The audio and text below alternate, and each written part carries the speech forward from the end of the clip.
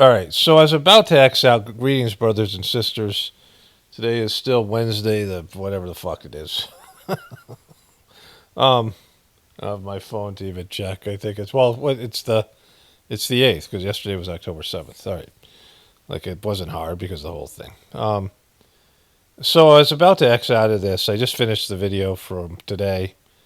This is videos for tomorrow. This will be up on Thursday, and I said, all right, let me just listen. I just got so tired of listening to these guys at Candace Owens, and it's just an energy drain. I mean, the information's interesting, but the energy and the condition sucks. And, these guys are fun to mock because they're low testosterone. They suck so bad. But Don Lemons is funner. Like, I'd prefer to mock Don Lemons. He's just easier for me to watch. Like, I enjoy watching Don Lemons more than these guys. I can tolerate Don Lemons more than these guys, which is, I mean, who could say that? And anyways, so I watched a little bit more of this. And I'm like, shit, I should have covered this. I want to get to these guys, and it might not be today or tomorrow. They have this thing about Charlie Kirk being the new Messiah, and I want to just cover that a little bit because it's a silly thing. It's more about what I want to say about it than what they're saying about it. But this guy here First of all, it could negatively implicate an ongoing investigation. But I also want you guys to think about, before you press send, before you hit publish. Oh, we saw this part here. Blake, that haven't even had a chance to grieve yet fully, right? Because you go from this, and then obviously, and I don't begrudge people, or I'm not going to impugn their character for asking questions, because I think a lot of it comes out of like love and respect for Charlie and wanting the truth.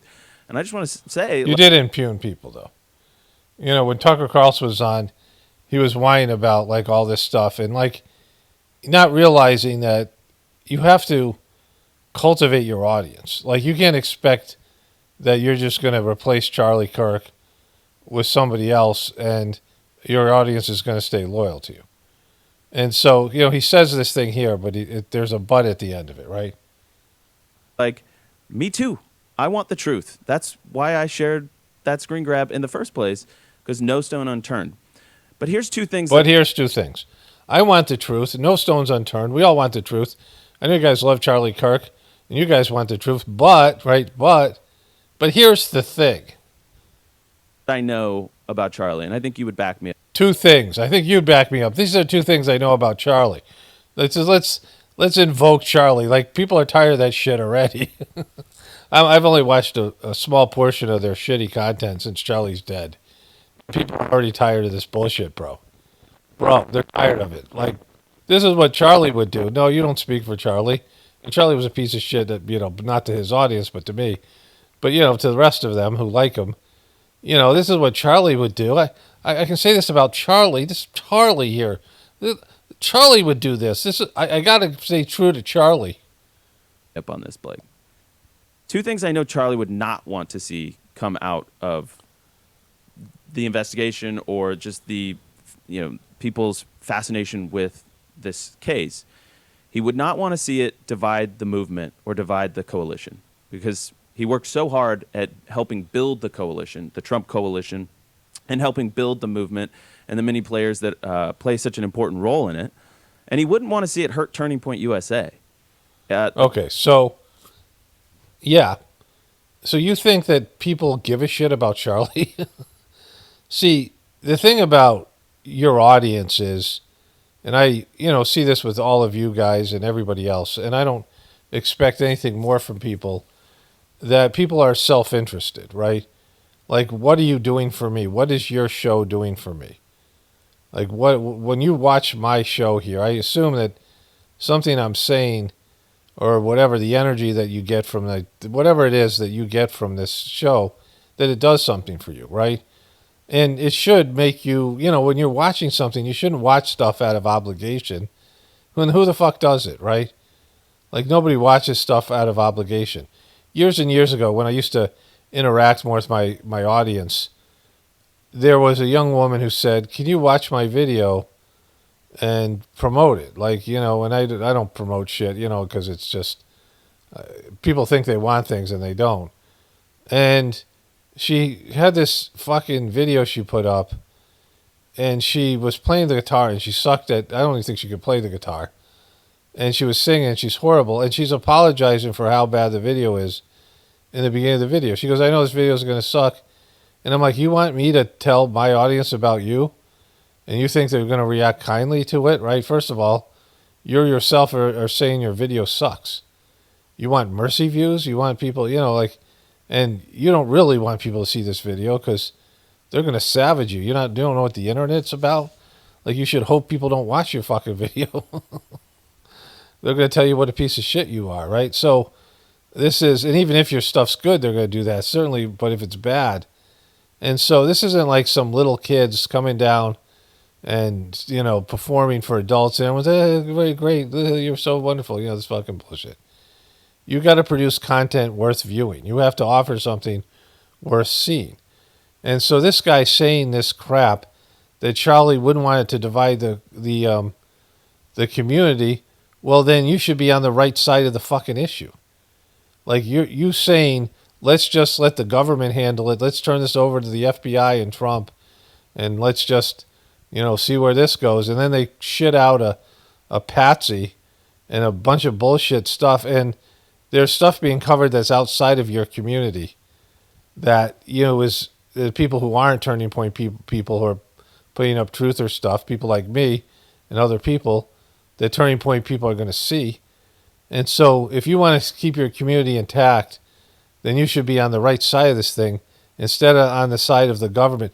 It's like, a meteor is about to hit the earth, and you're the guy out there saying, no, there's no meteor, or it's going to miss us, or whatever the fuck you're supposed to say. And maybe that keeps people from panicking. Maybe it's a role that you have to play. I'm not saying it isn't, but it isn't something that's going to fucking keep people from being divided. And it isn't truth, right? And so you can't say, we all like the truth, but we all want to get to the bottom of this. But, Charlie, I know two things about him. He wouldn't want it to divide the community. He wouldn't want it to hurt the movement and hurt Turning Point. Well, your content hurts Turning Point. Your suckiness hurts Turning Point. Like, you should hire somebody who has actual fucking the ability to be watchable. Like, you can't be unwatchable. Erika's fucking bullshit acting hurt Turning Point. Like, you guys are fucked right now. Turning Point's a fucking joke, and Charlie wasn't that great, and people aren't, that in love with him. Whatever, he had some fans and things, but he, there was videos that he didn't get a lot of views. You have to create content that people like, and you're not fucking doing that, right? And you should be on the right side of this thing. And Trump is taking a beating because most people think this is bullshit, and this is Trump's federal government that was also in charge of Jeffrey Epstein when he committed suicide, in air quotes, right? And so, I mean, listen to what this fucking guy's saying here.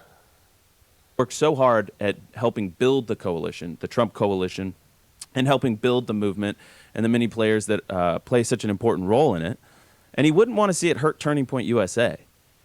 This Turning Point USA, he loved like you can't believe. It was his baby. He put so much time and energy into building Turning Point, into picking the people that could play in different roles.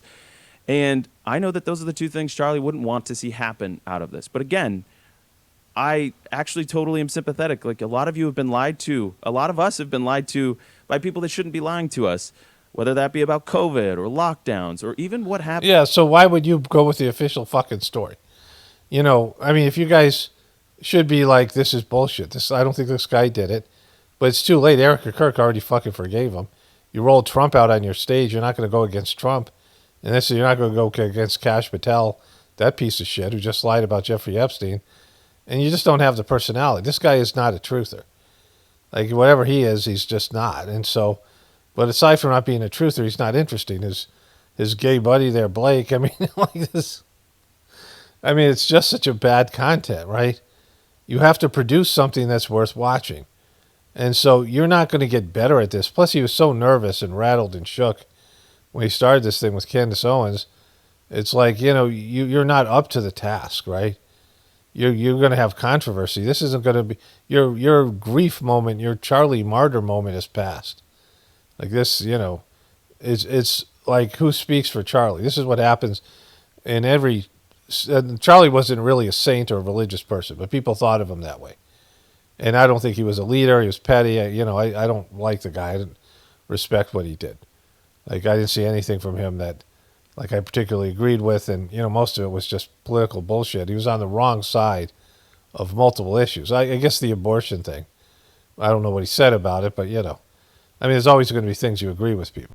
I mean, the main reason, he's Charlie Shekels. He was taking Shekels to promote a genocide. I mean, that's what he was doing. And then he had sort of, a selfish, I'm losing my audience, my peers are all, talking about this in a different way, and I'm locked into fucking shekeling for Israel. I got to get some wiggle room so I don't lose credibility. And now he's dead. Like, so whatever that is, right? So I had to restart this. I stopped this clip here, and I was gonna render it, but I wanted to put some space between this and my last clip so I would know where to start off tomorrow. So I decided to take a screenshot of some comment, and I was scrolling through a worthy comment, and one of the people commented that the reason it was Charlie's most popular video view, that one that he just posted again, where he's debating that girl, is she accidentally let a nip slip. So, Jesus Christ. And so they reposted it. They that's, like you talk about this guy being a fucking martyr and being a spiritual person, and his number one video view was because some girl's nip slipped. I had a video when I was doing just homesteading, and my number one video was me and my kids planting blueberry bushes.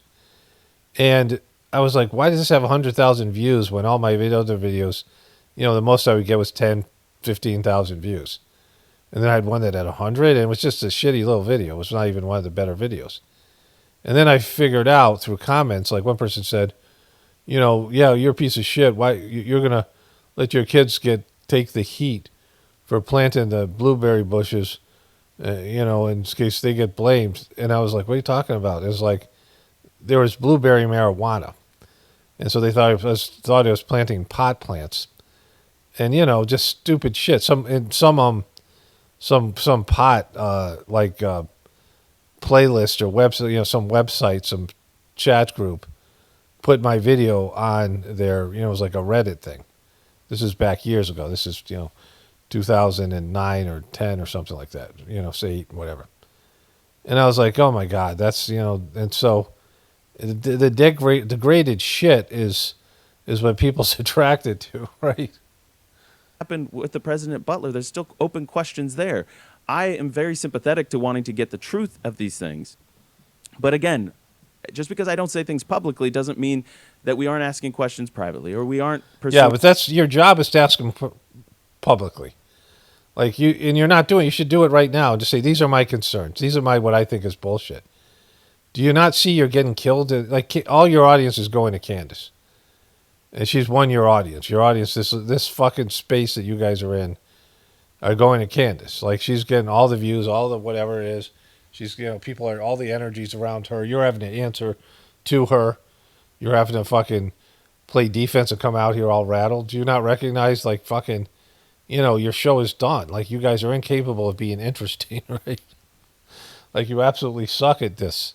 Doing things privately, and I think this is an example of that. And I'm just really, like, it wasn't mine to share publicly, but I'm actually just really excited that it's public, okay? Because I want the truth to be known. The truth was, it was a wrestle, and actually, Blake, you know that probably better than anybody, because you were helping him really prepare on the Israel topic for this tour. And the last thing, and I've been asked to address this by a few people that are in really good faith, some people on our team, and that is Doge. That the idea that there was a concern about the finances.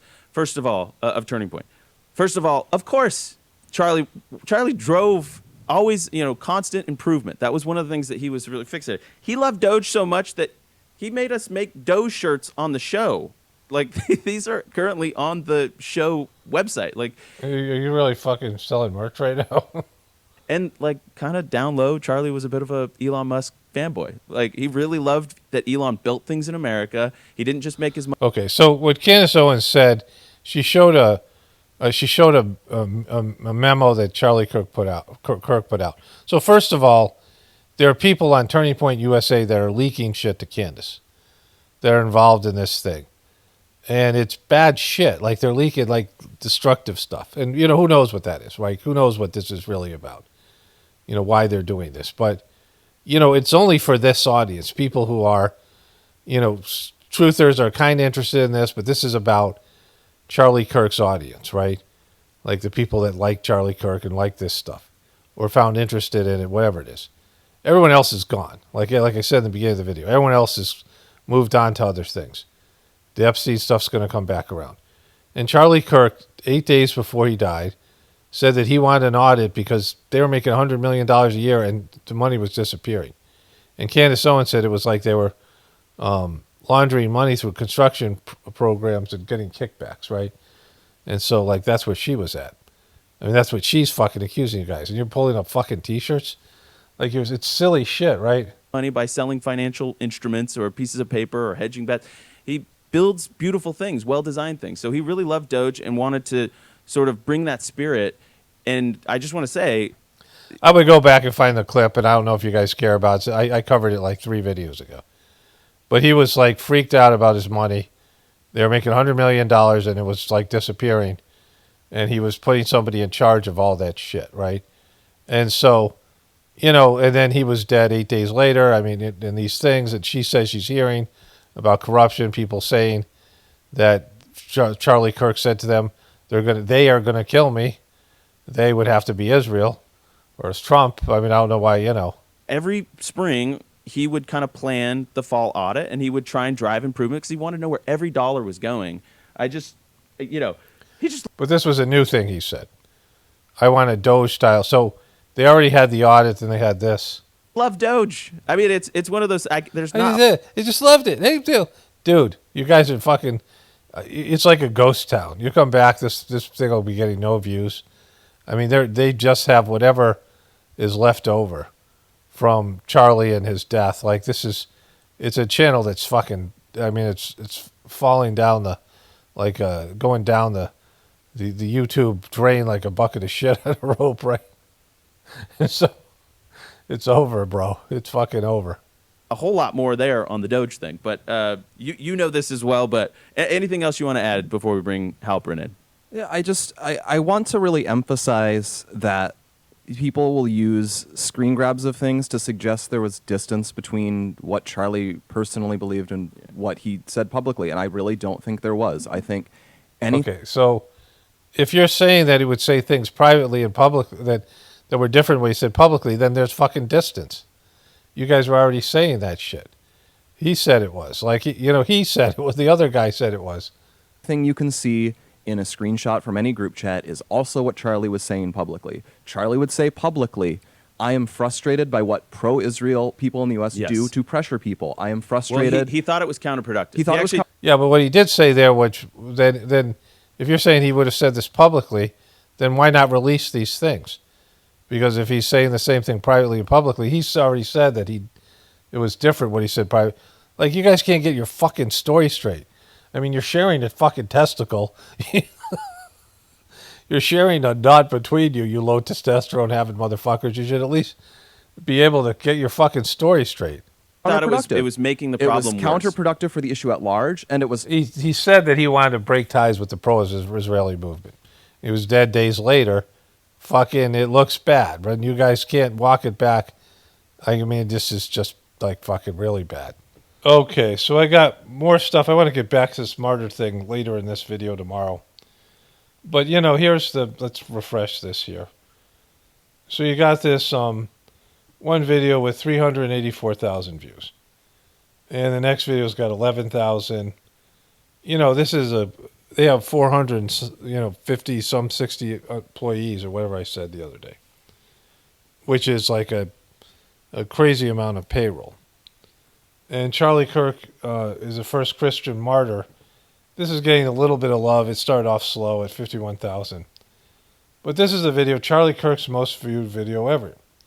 Now, I covered this a little bit, and covered should be the operative word. And, it was kind of a goofy video. Charlie Kirk comes off kind of like a prick here. The girl has legitimate points. which again, no, no pun intended. But a bunch of my viewers pointed out, and you know what? Now that I hear this, this got recommended to me, and I never saw it because I didn't know who Charlie Kirk was. But this was something YouTube was pushing out there. You said, well, I'm worried about some laws So she's going to pull down her shirt here. They're going to block it out, blur it out. Congress should pass. I have to ask So she pulls down her shirt here. Like you see that. She does that intentionally. about some laws Congress should pass. I have to ask, what She pulled down her shirt. Now, I don't know. She's wearing a halter, and I don't know if it somehow it would be uncomfortable. She did that accidentally. But it seems like she's doing that on purpose, right? laws are you talking about? And she has like a nip slip, which, you know, kind of a dick move on her part. But what's worse about it is they're turning this into an episode of Hooters, right? Like they're playing this video again. This is his number one video. Like this is what, I mean, this is, you know, the guy's been dead a month. Your fucking channel's imploding. His wife is a fucking disaster. His ties with Israel are completely suspect. His death and the way it's being covered by TPUSA is also completely fucked. I mean, it's like it's imploding, and you decide to repost this Nipslip, right? Like, why do that? Why would you like sink to that level of depravity? I mean, there's no substance in this video. There's nothing in here that would convince you of Charlie Kirk's greatness. And, you know, you already have this video up on your channel, but you decide to repost it, right? The Nipslip video. And it shows you how degraded humanity is, because whatever Charlie Kirk is or isn't saying here, most of it's kind of serious stuff. And the video that people are most interested in is the Nipslip one. Like, you know, and I mean, just a fucking disaster.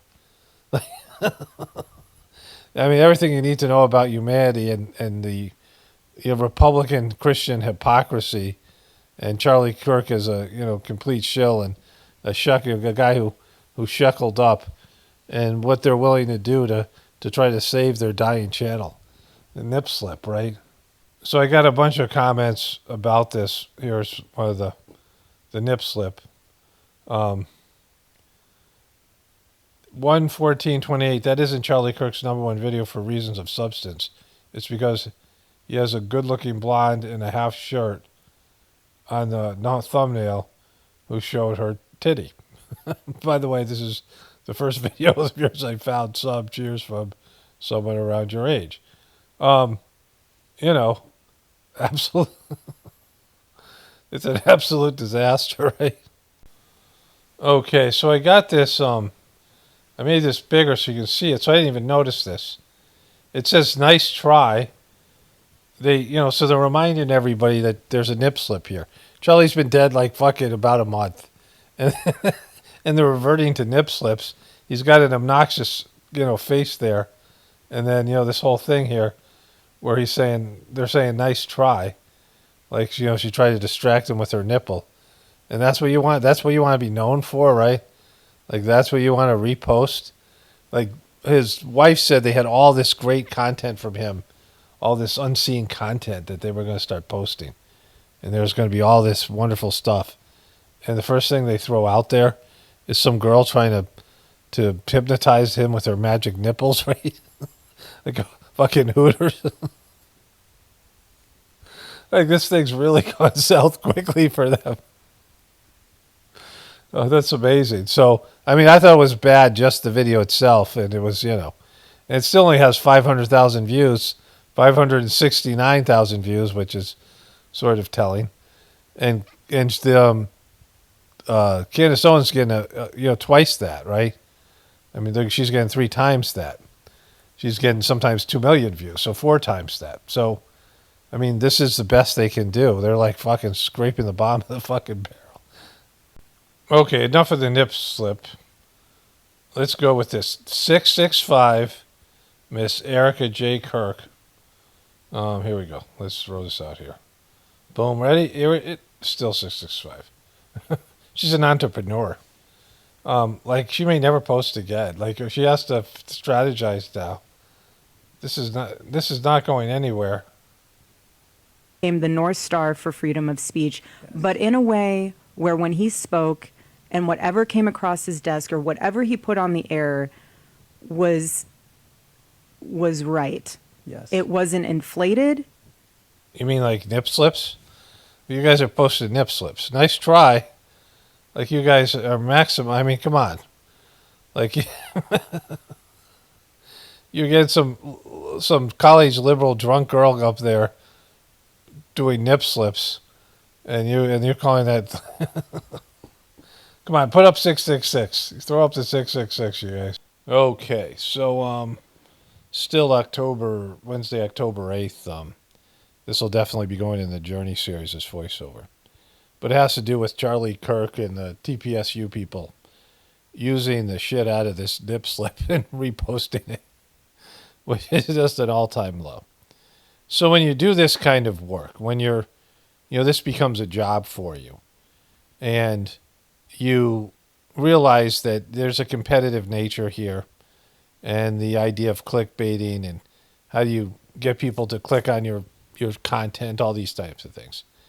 You have to have some kind of where do you draw the line? Like, what are you not going to do to keep your channel going or whatever it might be? Like, I've recently suffered, a setback because of years and years and years. And my channel's been around since 2007.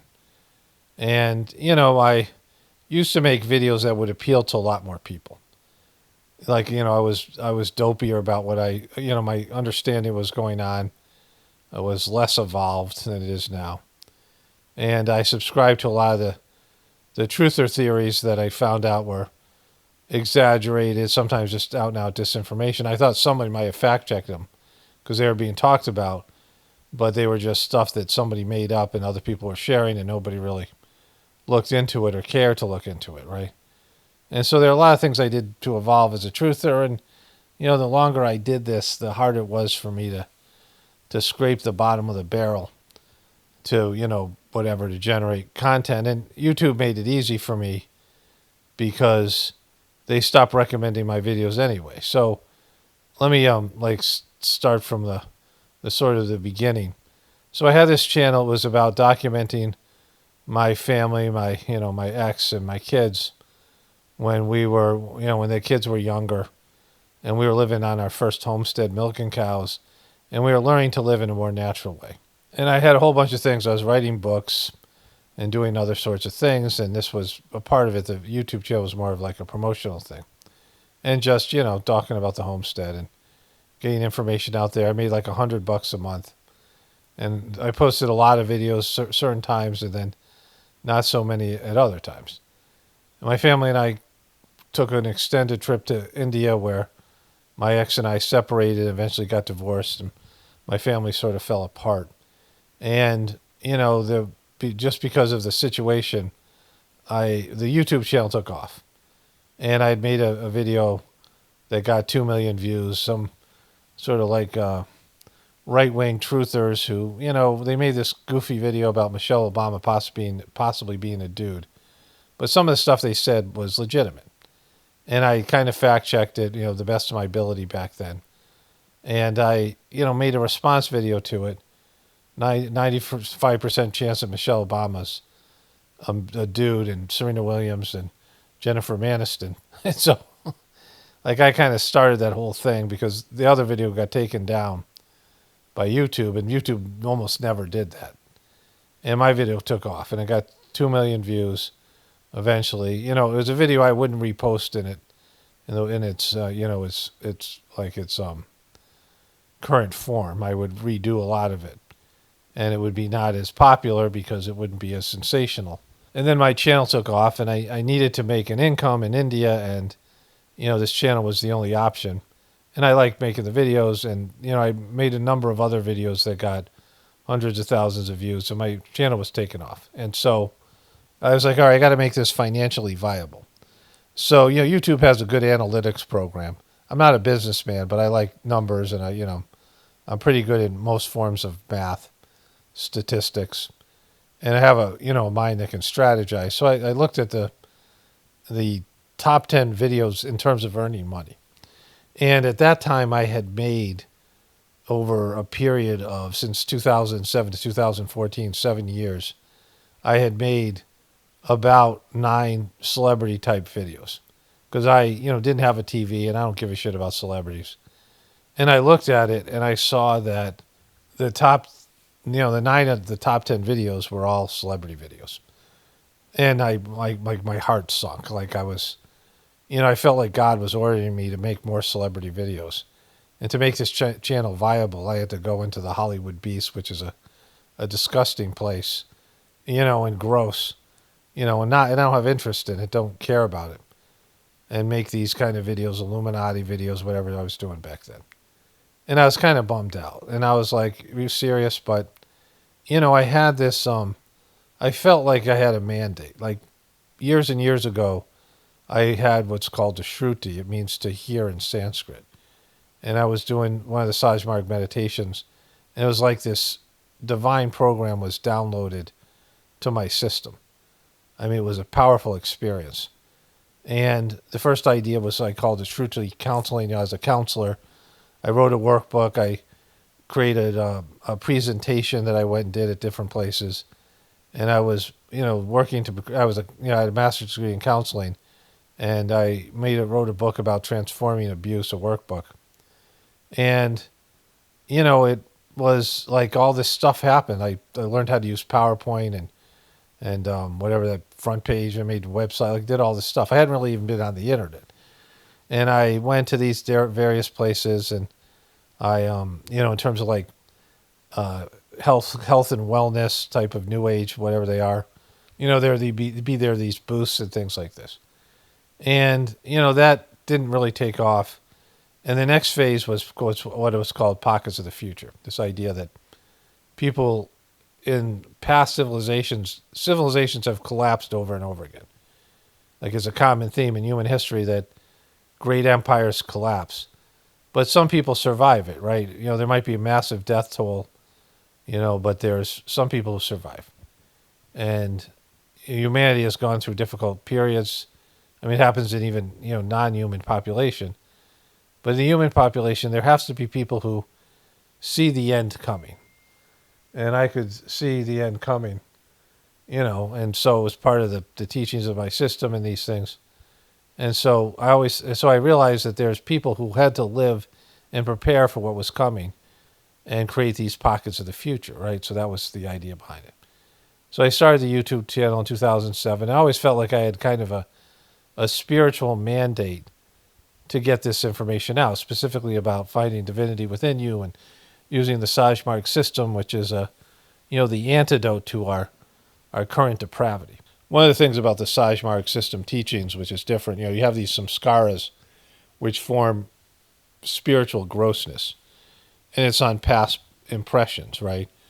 And the second master of the system was asked, what were the most difficult samskaras to clean, things that you've done in your past or your past life? And he said, power grossness. And what power grossness is, people who were given an ability, a God-given ability, and chose not to use it. They were, especially people who had a divine mandate, they had spiritual work they were supposed to do, and they just didn't do it. They just fell off the path, right?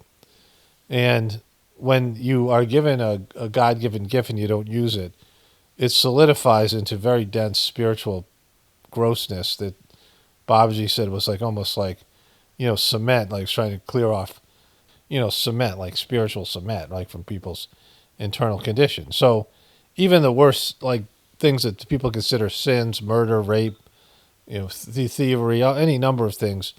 And, when people who are spiritual do something, people who are sensitive and are have spiritual tendencies, when they do something wrong, they feel more intense guilt and shame, and that makes the impressions even stronger. But for, this idea that when you had a God-given gift and you didn't use it, that was you get the worst type of grossness, the worst internal heaviness.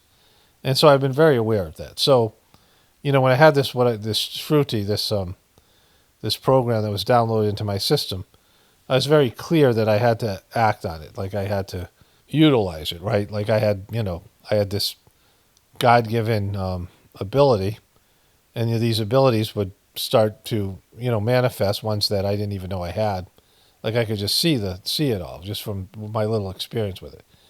And so that happened in like 2003. So by 2014, 2015, was 2014 I made that one video, and Master Chargy, the third master of the system, had just died. And we were on a train to go to Hyderabad, where the future headquarters of the mission were. They were in Chennai, where Chargy was living. And they were building this big ashram in Hyderabad. We found out he died, and my videos just took off. Like, they took off in a way that was, the YouTube channel had been very consistent. It got some thousands of views, some of the older videos. But, there wasn't, it wasn't making much money on it, and it was just, it was like a service, almost like talking about homesteading things and some of these other things. And then all of a sudden took off. And so I'm sitting there in Sri Lanka. My family and I had to renew our visas before going back to India. My ex had gone off her medication. She was in crisis, and she would eventually just leave, go back to America, and leave me with a mess. 2 kids who were homeschooling that were dreadfully behind, and one of those kids was, also my ex used to cut herself and threaten suicide, and we'd have an argument. I'd have to go and hide the knives because she was just a nightmare. And one of my daughters started to copy her, right? And so I was left with this big fucking mess. And I'm sitting there. It's like total chaos, and I know that I need to make more money. And I'm like, Jesus Christ, I'm gonna have to fucking do celebrity videos, and I was gonna have to make more videos. Like, I used to make videos once a week, twice a week, but then I was gonna need to make them like every other day or so, every 2 days. Now it's every day. But back then, that was difficult for me to do. And, I was doing them with picture videos. I had Windows Movie Maker. I didn't have the Premiere Pro stuff. And so, technologically challenged. My computer wasn't nearly as good as the one I have now. I have an Apple. So, it was a whole big thing. But I was sitting there going, are you serious? It's like I'm pissed at God because I have to go make celebrity videos. But I learned to like it, and, it was necessary for the time. Thankfully, I don't have to do it anymore because YouTube doesn't recommend them anyhow. So I don't really get a benefit from doing them. And when I do them now, they're different than when I used to do them before. When I used to do them before, I made them in ways that would be more popular with people, with a wider audience, right? My videos have gotten more specific, more specified. And as you evolve in the way you see things as a truther, and I'm talking more about my spiritual stuff now, which is off-putting to the majority of people. So, my potential audience is shrunken, and YouTube is shadow banning me. So there's all those types of things, right? But even with saying all that, me feeling like I have a spiritual mandate and all these things, and my channel was almost like, it was just shrinking miserably. And this Charlie Kirk thing has given it a little bit of a bump. Not like the kind of bump I used to get from years ago, but it's still, something. But either way, there's things that I just wouldn't do. Because if you have to sink to that level, like promoting Nipslips, right? Like, you've lost your fucking way, right? Especially if you claim to be a spiritual person. The Kirks, Erika Kirk was, she did some kind of thing with Charlie. And she was talking about modestly dressing, which is a big thing amongst Christian women, not flaunting your body, not dressing in a way where you're exposing cleavage and whatever else it is, right? Dressing more conservative, like a girl next door type of, good Christian girl. And so, that doesn't jive with the fact that they're promoting this Nipslip. And after, today, when I realized that YouTube had tried to recommend this video to me a number of times, and I don't know if it was after Charlie Kirk died, or I think I might have seen it even before that. I didn't see the video, so I didn't remember it. But I remember now YouTube recommending it, saying something like, maybe it was even a headline in a Fox News thing. It might have been something like that, but, some liberal girl tries to distract Charlie Kirk in their debate by flashing a nipple, right? Which is, this girl, it's like criminal what she's doing. Like, I think that's, there's some kind of, flashing is a crime. It might be like a misdemeanor, but, it's a weird thing she's doing, because right after she says she's nervous. But it's like, like she was like losing the debate, and she's like, this is her go-to move. I mean, the whole thing is fucking weird, right? But the fact is that they would double down on it and re-show this. Like, this is the first big video they've reposted from Charlie Kirk. They're supposed to have all this content, new content, all this stuff, and they're reposting this because they're so desperate and their channel sucks so bad that they're reverting to Nipslips in this thing, right? Like, this is some big moment. Like, this is some historical moment where some girl flashed Charlie and he still, mopped the floor with her with his, she's some nervous, drunk college girl flashing her nipples, and he's debating her about abortion. And so, like, just shows you how fucking lost they are, right? Like, this is, when I first saw Charlie Kirk, and my wife didn't know who it was either, but she was hearing, like, great things on Reddit and some of the places she was hearing about it. Like, how great he was. And I said, oh, he's a piece of shit. Like, I heard him talk. I saw someone sent me a video, and he was, linking, and I didn't know anything about I didn't know he was Charlie Shekels. I didn't know I didn't know he'd been shackled. I didn't know any of these things, right? But he, clearly has. And I just looked at him. I could tell the guy's a piece of shit. And, and now we see that his organization is degraded. It's not spiritual, or it's not even religious, because it's, they're clickbait, big money, shilling and, pushing for Trump and all the shit they did. And it's all like, it's degraded. It's very low vibration. And if you're a reputable organization, you don't promote the Nipslip. Like, it's like, really? Are you guys hard on, like, hard times, bro? Like, it's only a month after the guy's death and they're already pulling out the nipples. Anyways, let's move on to the next thing here. So there is some funny bits from this Candace Owens thing. I have to listen to these things now, which is the drawback, because most of it I don't care about.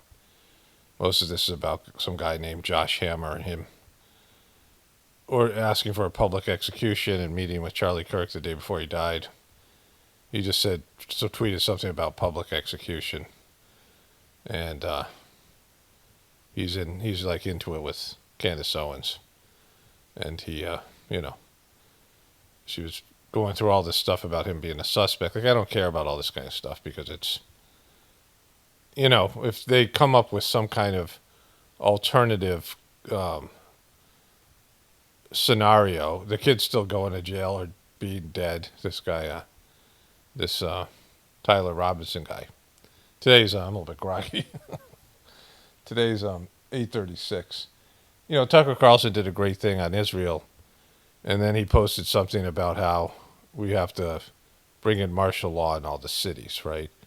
And she's got Alex Jones on here, all the usual suspects.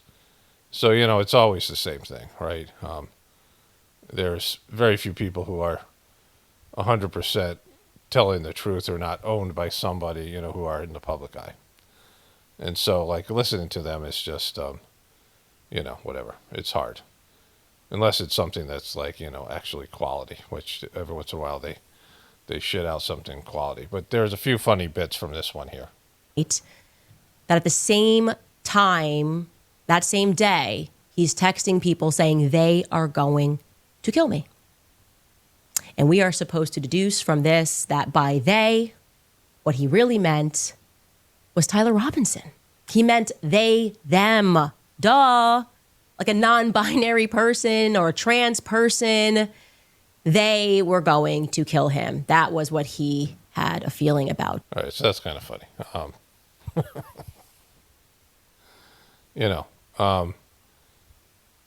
There's a reason why there is this movement where you can solely talk about Israel and the Zionists in a way that you couldn't before. Like, it's Tucker Carlson and Candace Owens and other people, Joe Rogan to some extent. And then even she had Alex Jones talking, like he was praising Candace Owens, and she played a clip of him. But then when it came to blaming Israel, he's like, well, not so fast. Alex Jones has been a long time shill for Israel, like he's always been that way. So, but either way, there is something, a switch has been flipped. Like it's like a breakup of a, parasitic relationship that's happening. I don't even know. Like, we'll see. Like with all these things, I said this about Trump when they were pretending to persecute Trump during the Biden years. And there's all these lawsuits and all these things. I'm like, when he's in jail and he doesn't run for president in 2024, if he's not running for president in 2024, then call me, right? Then, I'll believe it, right? So, when Israel's fully blamed for this thing with Charlie Kirk or anything, right? And by the official story, and, mainstream media is starting to criticize them a little bit. Even Wolf Blitzer the other day was saying things about all the dead Palestinian people. So it's like, all right, sure. You're now saying things, people say words, and words, attitudes and words matter. What people believe matter because it manifests reality, which I've said. The people who control the system are so disconnected from God, they can't manifest anything. But, when it actually has an effect on something, right? And we're not stopping anything, like it's just like the truth comes out, but it's like too late and it doesn't matter, right? That's what happens. I mean, with the Jeffrey Epstein and Trump, the truth came out that he was, best buddies with him. But I knew that for a long time when I first read that quote. I'm like, oh, he was really pals with Jeffrey Epstein, right? He said he liked young girls. Said he was a terrific guy. I mean, everyone knew that they were best buddies, right? I mean, that they knew it without knowing it, like without, acknowledging it. And then, before anything could happen, the dude was killed. Charlie Kirk was killed, and we moved on. All right, so that was the one funny thing. Okay, so these guys are going at it, which is kind of funny. The right wing is imploding, in part because of this Israeli thing, and I guess probably the Jeffrey Epstein thing. There's stuff going on with Marjorie Taylor Greene. She's supporting Obamacare because they don't have a solution to, because people are going to have to pay higher premium. The whole insurance debacle. Like, everything's falling apart. Just like the Democrats were going at each other and still are. She has that book out there, whatever her name is, Kamala Harris. And so this happened here. Tweet to convince people they shouldn't watch me, he said. I can't comment on Candace because it's quite obviously a freak show. It's like driving on the highway and seeing a farmer having sex with a sheep. You don't want to look, but you can't look away either. The problems begin when you try to analyze it. It is what it is. And I love that Yashar Ali replies and says, this is what I mean. These are the people who are supposed to be combating Candace Owens. Instead, they tweet stuff like this. Yeah, hi, Dinesh. Kind of weird, man. We cannot relate. Okay, so Dinesh D'Souza, I saw him before. He's a total tool.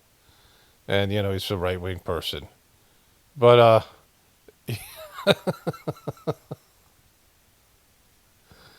is an actual tweet, so I went and found it. Like, it was almost one of those things I'm like, how can this be real, right? But he says, it's like driving along the highway and seeing a farmer having sex with a sheep. It's like that? Like, who's seen this? Like, where have you seen this, right? You don't want to look, but you can't look away either. Yeah, I'm pretty sure I would look away. I mean, if there wasn't any way to do something about it, right? But, I mean, you think that you're driving by the highway. First of all, sometimes you see farms when you're on the highway. Sometimes there's, farms there, right? But, there's no farmers out there fucking sheep. You don't usually see a farmer even out there. They're just sheep are grazing, right? And so, like, this is on his mind. Like, this is what people think about, right? This is his analogy. And I've seen this guy's weird. He's just one of these dopey fucking Republican MAGA people. It's just it just doesn't get it, right? Whatever he's done before, he's kind of embarrassing. But this is fucking weird, right? Like, this is fucking weird. This is where you're gonna go with it, right? Like, this is not something that he's trying to make it look like Candace Owens and Tucker Carlson are sheep fuckers, but he's the one who's bringing sheep fuckers into this thing, right? He's the one who's got sheep fuckers on the brain. Okay, so I went for a walk and did some chores outside, and there's some clips coming up about Charlie Kirk and being a messiah, and I want to talk about how someone else can't die for your sins on a spiritual level, and why that's easy to kind of figure out for yourself, right? Just based in logic and practicality. But I also want to talk a little bit more about this sheep fucking thing with Dinesh D'Souza. I want to go and show you what kind of clown this guy is. I found some video clips of him on his Twitter page. He's a real ass clown, right? But what I want to comment on is, where'd that come from inside this guy, right? Where did he shit out a tweet about comparing watching Candace Owens and Tucker Carlson to watching a farmer fuck a sheep? Like, so I mock people pretty much all the time here because, it's a part of my show. And I watch a lot of just bad content and stuff that's hard to sit through and just absolute filth and, ickiness coming out of people's ghoul holes, a.k.a. their mouths. Most of these people that are in the show I have zero respect for, and, all the things that you know. And I never once compared watching their content. Don Lemons, Alec Baldwin, Joe Biden, Trump, all these people, right? All of them. I never once thought of comparing it to watching a farmer fuck a sheep, right? Like, that's, it's not that bad. Like, none of these things are that bad, right? Like, that's a whole another level of perversion, right? So there are two things here. The first one is, like, when you think about things, you have to have some sort of a scale. Like, when you think about when you're plotting a scale, if you're going to call like if you're having an exchange with people and you're exchanging insults, there's equivalent insults, right? There has to be some sort of proportional response. Like your insults or your mocking of them or your whatever you're saying about them has to be, within the framework of possibility. Like when I first learned to be sort of a disciplinarian when I started working in treatment centers, and you had to dole out consequences, right? I was working in a treatment center with kids who were like they call them sexually reactive, but they're little sex offenders. And they were really misbehaved, poorly behaved kids, obviously, right? And so they were always getting consequences. And you have the behavioral management system, right? And, when you're in a position where you have to dole out consequences, and there's a kind of some things were just like based in, what you were supposed to do in terms of the system, the behavioral management system. But sometimes you had to, give kids restriction, whatever it is. And also when you become a parent, you have to discipline your kids and you have to come up with consequences. And the consequences should be something that is like a natural consequence of what they did, right? So like grounding a kid for going out and doing things, where you trusted them to come home at a certain time or to behave a certain way, and they violated your trust. And so now you take that privilege away from them, right? Like it just makes sense. Back in the day when someone would use potty mouth, they used to stick a bar of toxic soap in their mouth, right? That's not really, you had a dirty mouth and they were going to clean it with soap, right? That doesn't really, liver damage. Liver damage doesn't really, isn't an equivalent kind of reasonable consequence for using swear words. So you have to, think about things in a, appropriate response, right? So people put out manipulative content, propaganda, whatever it is, and it can lead to really bad things, and it can be, we'll get into this with Dinesh D'Souza and these wars and this horrible things and genocides going on. I mean, they're all contributing to that in some way by supporting a genocider, right? A country that's a genocider, which Dinesh D'Souza is, right? He's supporting that.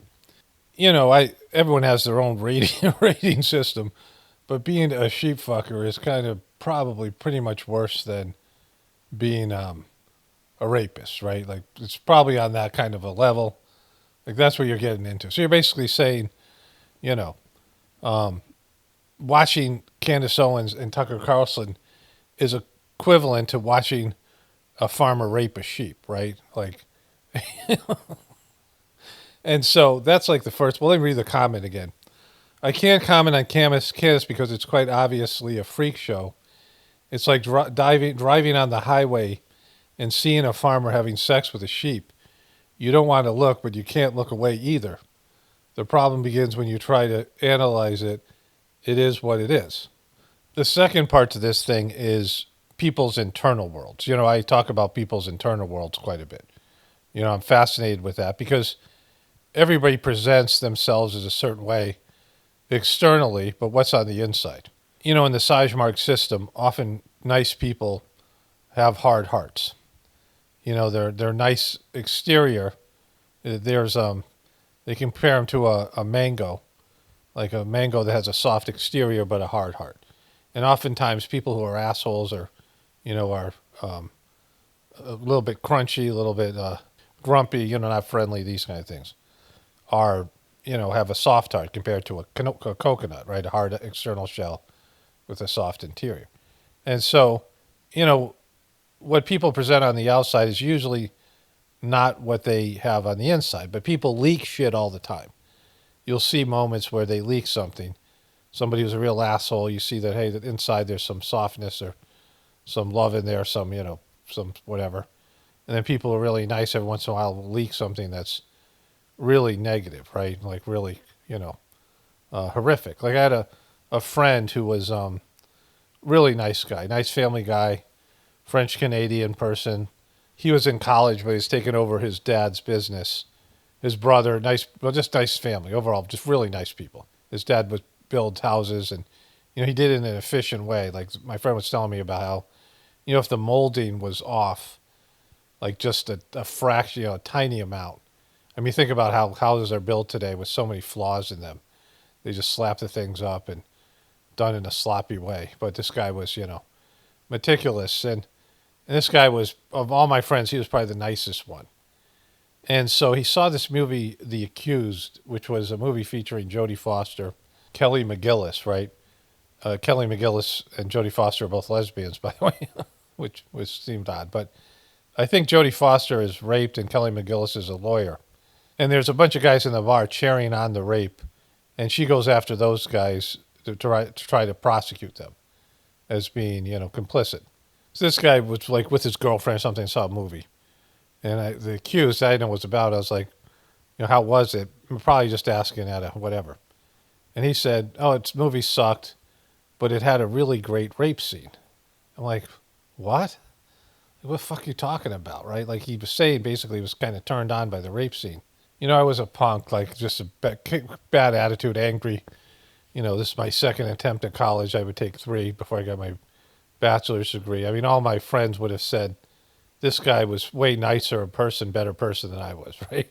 But I was stunned that he was, like, said this was what it was his internal world. Like, what do you mean, like, fucking a good rape? Like, what the fuck are you talking about? Like, it's just, you know, but some part of his, I don't know, whatever, deviant tendencies, whatever was buried inside of him, right, was leaking out. And it's kind of an interesting thing to me, that the idea of some skaras in the Sajmark system of meditation that I do. You know, these past lives and things that are buried inside your internal system. And somebody goes to war, or, you know, like what happened to Patty Hearst when she was kidnapped, and what people are capable of doing really horrible things. Good people who you know, in the right condition, inside them they have buried apps, like they have buried programs inside of them that they've been suppressing, or they just haven't found the right environment to flower and come out. And you see people who do great things also, like, you know, given the right environment. They might be you know, someone who's a slacker or whatever, someone who's underachieving, or just, you know, just an ordinary person, and they do great things when they're given the, you know, the proper opportunity. So there's things inside people that, you know, they don't even know that are there, or things that they're repressing, or whatever it might be. So this motherfucker, right, he goes out and he says this thing. Let's go to the comment once again here. He says, it's like driving off the highway and seeing a farmer have sex with a sheep. You don't want to look, but you can't look away either. So this is like him being hey, you guys, it's like, you guys, you're driving down the highway and there's just, you see this farmer fucking a sheep. And you're like, oh man, that's gross, but I can't, but I just can't, I got to look at it, right? Like he's implying that this is happening quite often. You're driving down the highway. Now, first of all, if you're a farmer that's fucking sheep, they're not known for their social etiquette. Sheep fuckers aren't known for their social etiquette, but usually they're not going to do it right next to the highway. There's thousands of people driving by them. They're probably going to take that shit into the barn, right? And it degrades farmers because farmers, for the most part, are more moral. I mean, there's industrial farmers and the ones that are using Monsanto's, pesticides and all that kind of shit. But most people are homesteaders. They're just better people. They're more natural. They're more aware of natural life. People in the city are where you get fucked up. You get psychologically fucked up in these things. This idea that all these country bumpkins, these uneducated moonshine-making hicks out there, fucking sheep by the highway, right? It's kind of prejudicial and, it's just, I mean, it's wrong. Like, nobody's seen this. Nobody's been driving down the highway and saw a farmer fucking the sheep, right? Like, this guy's pretending like this happens all the time, like he's like, I'm driving down the highway and I'm going really fast and look over, I'm like, there's a guy, the farmer's fucking a sheep, and I'm like, yeah, I can't look away, and I'm not sure he was fucking a sheep, so I pull off the next exit, and I go down the frontage road, and I can't see him because it's not on the hill and it's bad view. So I get out of my car and I'm walking in my dress shoes up to the farmer, and there's sheep shit all over the place, and I'm stepping in it. I'm like, and I come up to him and I'm like, oh, he's not fucking the sheep at all. He's shearing them, and I'm like, I'm Dinesh D'Souza. You might know me. I'm kind of a Trumper. I'm a big MAGA person, a kind of important person. I'm a little bit aroused right now, and I feel like I was promised sheep fucking, good old fashioned sheep fucking. And can you can you do the courtesy of, like, I mean, he's making it sound like this is something we all have in common, and that the natural response to a farmer fucking a sheep on the highway is that you can't look away, right? Like that's what he's implying. You guys. You know how it is, you guys, right? And so the first thing that popped in my mind when I heard this was a movie. Because, most people in their internal worlds, sheep fucking isn't something that comes up when you're looking for an analogy. Like, I give analogies all the time, and I feel like my analogies are, spot on, and people will crack jokes about it or repeat what I said in a comment because it's funny, right? Like, there's someone a bunch of people were commenting, I forgot I said this. But I talked about these guys at Turning Point USA. I'll read these comments later because I think I saved it. But, I said they're a couple of beta males sharing the testicles, right? When I read it back, I'm like, oh, that's pretty funny, right? But, like things that are I'm observing these guys are low testosterone, and I, made a joke about it, right? And so this guy, like somewhere inside his internal world, and what he's talking about is Candace Owens criticizing Israel. So Candace Owens criticizing Israel to him is equivalent to watching sheep fucking, a farmer's fuck a sheep. Like that's what he pulled up from his internal world, right? And so I remember this movie, and I just looked it up. I couldn't remember the name of the movie. It's a movie from 1995. So I saw it on cable, maybe, probably within 5 years, probably by the year 2000. So I saw this thing like 24 years ago, somewhere, it's like that, 25 years ago, somewhere, right? Maybe, whenever it was on. And it's called Funny Bones. And it features Jerry Lewis in a serious role. And Jerry Lewis has a son who's trying to be a comedian, and Jerry Lewis is like an old retired comedian, and his son isn't funny. And he's, tried to help his son with his career, but the guy just fucking sucks, right? And Jerry Lewis finds out he fathered a kid in France. Remember, Jerry Lewis in real life was very popular in France. And he's got an illegitimate kid who's killing it, who's really funny and, all these things. And so this son, is going to do a performance, and he's bombing. And his father says, look, it's a very conservative audience. Don't embarrass me. Don't say anything really off color. Don't do any, like, degraded joke. You gotta recognize your audience. So the guy's bombing, and he goes with this sheep fucking joke, right? So the beginning, he says that he's sitting in a bar, and the guy's talking, and the guy says, I'm not going to show you the whole joke, but I'll show you a piece of it, the end of it, because I don't want to get copyrighted. So at the beginning of the joke, he says, I used to own this bar, and you think did anybody call me John the bartender? And I also owned a farm, and I worked that farm for 30 years. You think anybody called me John the farmer? No. And then he says this. I ran for Congress. I ran for public office for 10 years. I sat in Washington representing the interests of the people. They call me John the Congressman? No, sir. Yeah, fuck. One sheep.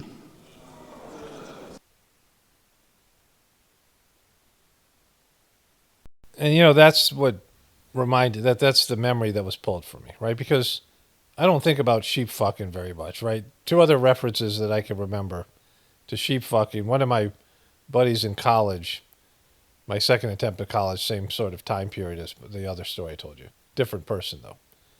He, out of the blue, just said, how can you get it up for a sheep? And we were like, what? What are you talking? Like, just out of the fucking blue. I mean, that's what Dinesh D'Souza's saying here, right? Like something that's, there's nothing that Candace Owens is doing that would make you think of sheep fucking, right? It's like this joke this guy tells. Like his dad's in the audience, totally disappointed in him. He's like basically saying, you don't have it, right? You're not built to be an entertainer. And, and it's not a great movie, but somehow I remembered this scene, and it's enough of a scene that people put it up here on the internet, right? But, put it up on YouTube. And so the other thing would be when we were in high school, you would make fun of other towns. Like there was if there's a neighboring town, and you would say, whatever. Over in Springfield, the men are men and the sheep know it. But like no one really thought they were fucking sheep over there, right? It was calling someone a sheep fucker was, you didn't think they really were, right? And so this guy somehow, this is what he shit out of his internal world when watching this thing. Like criticizing Israel makes you a sheep fucker, right? It's like watching somebody criticize Israel is like watching a farmer fuck a sheep. This is his analogy. This is what's going on in his internal world, right?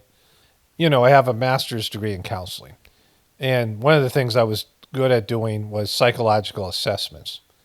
And so I worked as a clinician in various places. I was good at it before I went to college. I was good at it as a kid. Like I would just think about, what was it going on inside of people? And even like animals. Like I look at my chickens and my dogs, and when we had cows, and, what's going on inside of their minds when they do something, right? Like, when you're milking a cow, every once in a while, they take their tail and they smack you in the back of the head with it. They're the side of the face, wherever it is, right? And so, they swat flies with their tails. We used to give them some kind of, treat. It was either some sweet feed with molasses in it, or some alfalfa pellets, but something that the cow really liked. And the cow would walk voluntarily into the barn. Oftentimes I would come out, I'd be late. Like I usually would do it pretty early in the morning. Sometimes it'd be Virginia in the mountains. It was like 20 degrees outside, and the barn was not sealed very tightly. Like if there was a wind, it was cold as shit, right? And once in a while they would just they would step in the pail. They would purposely put their foot in the milk pail, like just to be a dick. Like they didn't do it that much, but whatever was going on inside of them. One of our cows, which came from a like an intentional community, and the people that sold the cows to us said she was always the smartest cow they had, right? And she had gone over the fence. They can jump over the barbed wire, and she was being milked. I think my kids were milking her, and you could see that she was looking back. She somehow something was going on with the cows jumping over the fence. And as soon as she walked into the pasture, she went right over the fence and jumped over it. Like there were some cows down the road, they could smell them, and they'd go run over, and they'd see the herd, and they'd come back, right? Like, they'd usually be like, come back. Sometimes their knees would be bloodied or some kind of, they'd be bleeding from the barbed wire or something, But, like there's things that go on inside of, thinking process and a reasoning process. And sometimes you do things impulsively, or you do things you're like, why did I do that? Right? People have this in them. It's always fascinated me. So I used to do these psychological assessments, and I was just, you'd apply these psychological measures, and it would reveal what was going on inside of people. And because people just aren't, sometimes they're not aware, sometimes they don't want to admit to it. And if you're going to diagnose somebody, they have to have these ways of telling what's going on inside, right? So, for the borderline personality disorder, people have a hard time with resolution. They often keep things unresolved. They keep people engaged with them by giving them a partial story and withholding resolution. And one of the ways you can diagnose that, which is a hard thing to diagnose personality disorders, especially in a short period of time, like a 3-hour session. There's this thing called the thematic aptitude apprehension. I think it's called the thematic apperception test. And it's just these very dramatic black and white drawings, and people with borderline personality disorder, you'd ask them to describe what's going on in the picture, and they would always leave things up in the air, unresolved. And, you could tell kind of that's what's going on inside of them, right? People hide their internal world, especially fucked up people, people who are, I devote a whole section in my book, The Choice, about this kind of thing, right? And so for Dinesh D'Souza, there's a lot of sheep fucking going on inside of him. Whatever made him think of that, as a common occurrence, like he's saying, how it is when you're driving down the highway, like for him, it's a big deal, and he's a fucked up guy. And you can tell by his Twitter feed. Let's go to his Twitter page here. So, I kind of know who this guy is. I know he's made some shitty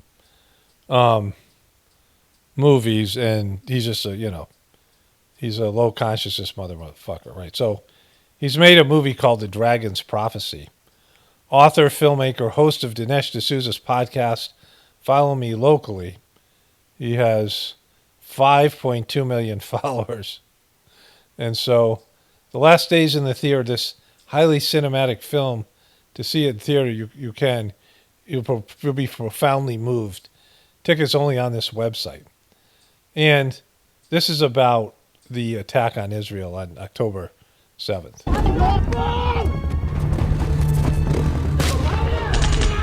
Wait, let's go back to the beginning. Then another sign appeared in heaven. An enormous red dragon. Revelation 12:3. Enormous red dragon. There might be a fucking dragon in this thing.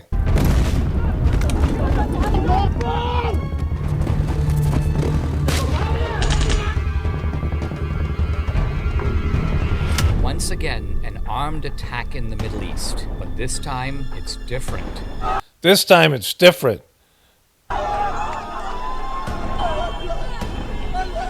October 7th was the devil's holiday. October 7th was the devil's holiday, right? Why don't you do a film on all the Palestinian, in terms of the death toll between the Palestinian people and the Israeli people, we're talking about, and not just in terms of this, whatever it was, 1,500 people died, according to whatever they're saying, on October 7th, right? Maybe a few more out now. Under 2,000. Even if it's 2,000, there's 30,000, maybe 100,000 or 200,000 children dead. But they've destroyed that whole country. It's not just the death toll. I mean, it's the injured, the suffering, the starvation, the lack of food and water and electricity and internet and all the things that these people have been living without, right? And their houses, and imagine just your home getting blown up. Like if that was, And so it's never a fair exchange, right? But this Zionist fucking shekel-taking motherfucker, right? It's very hard to believe what happened, even though I was there and seeing with my own eyes and seeing them laughing and killing and having fun with it. Because if you don't open the... It's just such a horrible thing. Where does this hatred come from these Palestinian people? Why are they so hateful? Why do they hate the Israelis so much? It's like it's a 3,000-year-old war they're not like, there's no good side in this. There's no reasonable side in this, right? There's no good guys or there's no deep state. This is, people who have been beefing for 3,000 years. And it's hurt, both sides, right? It's a bad, toxic relationship. And then they decide to create this place called Israel in 1945 and, put it right in the middle of this place where everyone around them hates Jewish people in the state of Israel, right? You can stream it at home. The Dragon's Prophecy. There's something here. There's some person that here, this woman. This movie's for dumb fucks, right? And so, to be clear, and I don't know if everybody understands this. I think most of you guys do. Hamas, which I believe to be is an Israeli asset, because everything they do benefits Israel. Hamas gives Israel justification for taking Palestinian land. And it always hurts the Palestinian people. So this thing that happened October 7th cost maybe 600,000 Palestinian lives and the destruction of their country. Like the Gaza Strip is destroyed, right? And so Israel has always wanted Gaza. They've always wanted land expansion. They've been expanding, they're building settlements on Palestinian land and taking Palestinian land since 1945. And so it's always going on. And they're always looking for an excuse to grab more land. And Hamas gives them that. But we do know that for sure that the Hamas is not an elected government of the Palestinian people. It's not like they had a democracy and they voted for Hamas to be their government. They don't have a military, the Palestinian people, and they have nothing to do with what Hamas is doing. Although they're taking the beating for this whole thing that happened. And so you can't justify killing innocent children and innocent people because of this, this false flag type of, terrorist group that is there to provoke the Israeli army and the Israeli government so that they can grab onto this land. But this woman... I'm speechless right now. Friends, do you remember when the movie Passion of Christ came out and it changed and rattled everyone? I believe that this movie is that movie. I believe this movie. We went and watched a movie last night called The Dragon's Prophecy. Boom. Okay, I just want to say one thing real quick. Okay, so this is the kind of shit that Dinesh D'Souza does. So here he says, Satan is the original anti-Semite. Satan is the original anti-Semite, right? This belief, he comes from, I mean, he's got an Indian name. I assume he's from India, Indian ancestry. Now, the discovery of the soul happened in ancient India, and I've talked about that in many videos. In terms of modern-day humans, there was a time where humans realized they had a soul, and that discovery was made in India. And India has hundreds of thousands of years of spiritual research and things, unlike any other place in the world. It's a pit right now materially, but all these other religions got the idea of the soul from India, where this guy's from. But he's making it sound like the original people because he believes this bullshit Adam and Eve story, right? Like, if there is a truth to the Adam and Eve, it's about alien genetic manipulation of like impregnating an ape with with some kind of humanoid DNA for slaves or something. That would be where that would be an accurate description of how the modern human beings came into existence. So here he is. Earlier this morning, I was trending on Netanyahu, and now I'm trending again for some skirmishes with Tucker and with Candace. And look, my take on and I've been actually doing a somewhat... Your take is that it's like watching farmer fuck a sheep.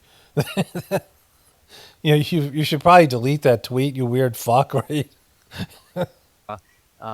Jibes with Candace that are not substantive at all. I posted as a kind of, not a peace offering, but nevertheless, I posted a picture of Candace and I kind of A peace offering right after you said, it's like watching sheep fuckers. Right? You posted a picture. You're going down memory lane. You think that's a little bit of you're throwing an olive branch after the sheep fucker comment. hugging each other, but really, our face is really up close. And this is from the old days in Blexit. This is when Candace was going after DEI and affirmative action and Black Lives Matter. All the things that we're against, right? And I was like, wow, this is the Candace that I came to sort of admire and respect.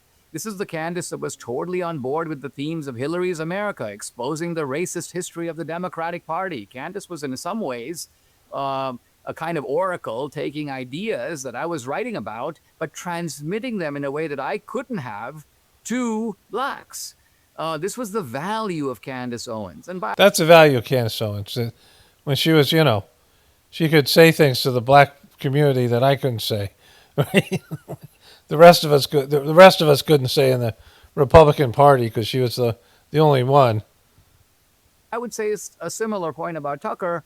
Tucker came to fame because of what he said about the deep state and the police state, and the way he talked about COVID, and the way he would take on some of these issues that were not. You mean the guy that you guys got in there with Operation Warp Speed, the guy you guys pretend didn't have anything to do with the COVID disaster that happened under his fucking watch?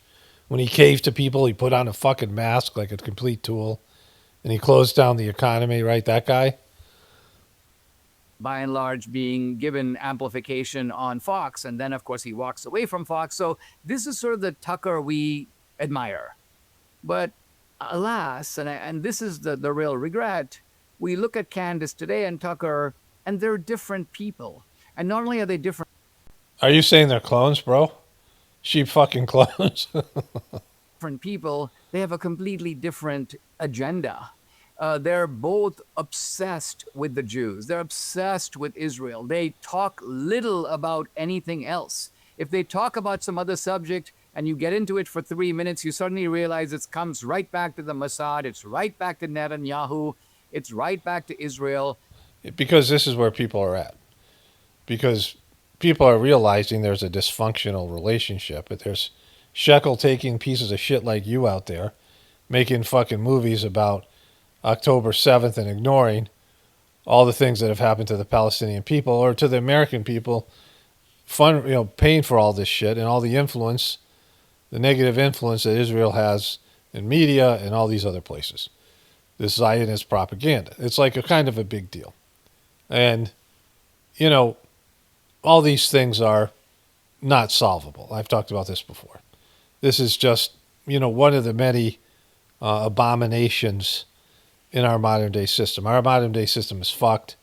There's only one cure for this, and that is a collapse of the system, and then hopefully we can build something better that's based in divine law. But this motherfucker, right? I mean, we'll go one more thing here. And so it's like, I feel like this is a sleight of hand. You remember the Dave Chappelle joke when he basically said, look, I went to meet this actor, but this actor was playing a role.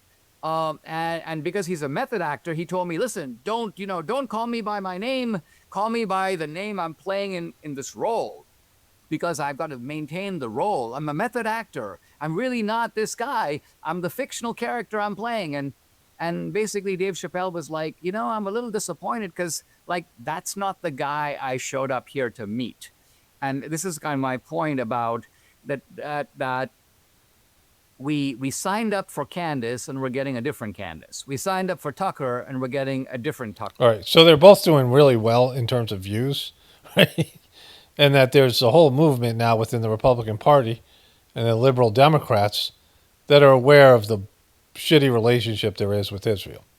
And that Charlie Kirk was moving this way because he basically had to. And, anybody out there shilling for Israel, you shekel-taking motherfuckers, right? You're shackled up, bro. And so anybody doing that is, you're not only seen as compromised, but it's like you're the one who's stuck in the mud. And I'm not defending Candace or Tucker because they both suck at they're whatever. And Candace is maybe a little bit better than Tucker in terms of the left-right paradigm, but they're still not. I mean, they're kind of flirting with this idea that Trump is a piece of shit. I think this guy says something about MAGA here.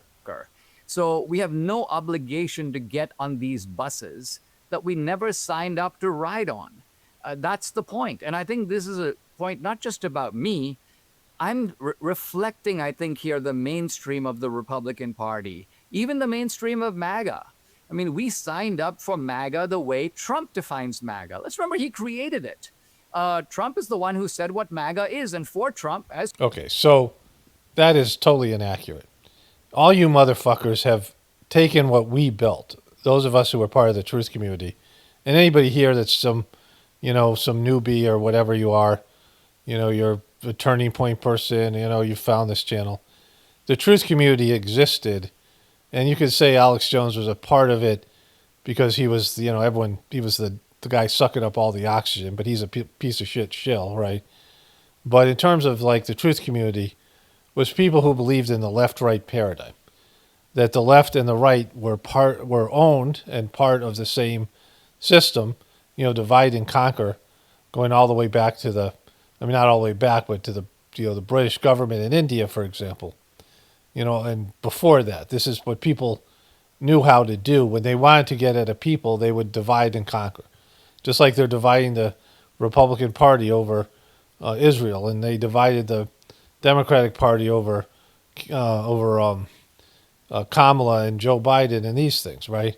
There's these things, and the Bernie Sanders people, the whole ultra liberals, and then the moderate Democrats. Like these are, marriages of convenience of a bunch of hostile people, all narcissistic and all self-involved in their own points of view, and they use these things, and the people that control all that use these egos, these egotistical flaws in people to divide and conquer them. But Trump didn't invent shit. He came up with the idea of making America great again. And then he took a bunch of shit that was already in existence and he appropriated it. He appropriated a lot of truther stuff and then turned it into dumbass fucking right-wing bullshit. And so did the Cubies and these other people. They came in, right-wing people came in and glommed onto something that we built. Those of us who knew the difference between the idea of a left-right paradigm and people who, those of us who went through the left-right paradigm realized there was no good guys. There was no good guys versus deep state. There was no left versus right. This was a manipulative system that was, working against us by dividing us and getting us distracted and going against our better self-interest. But they were doing that because the system's completely fucked. And then you go to deeper levels when you realize that they have to do this because we have a system based on lies. It's not based on divinity. It's based on materialism. It's based on immorality. Our religion sucks, and I'll get into that in a bit.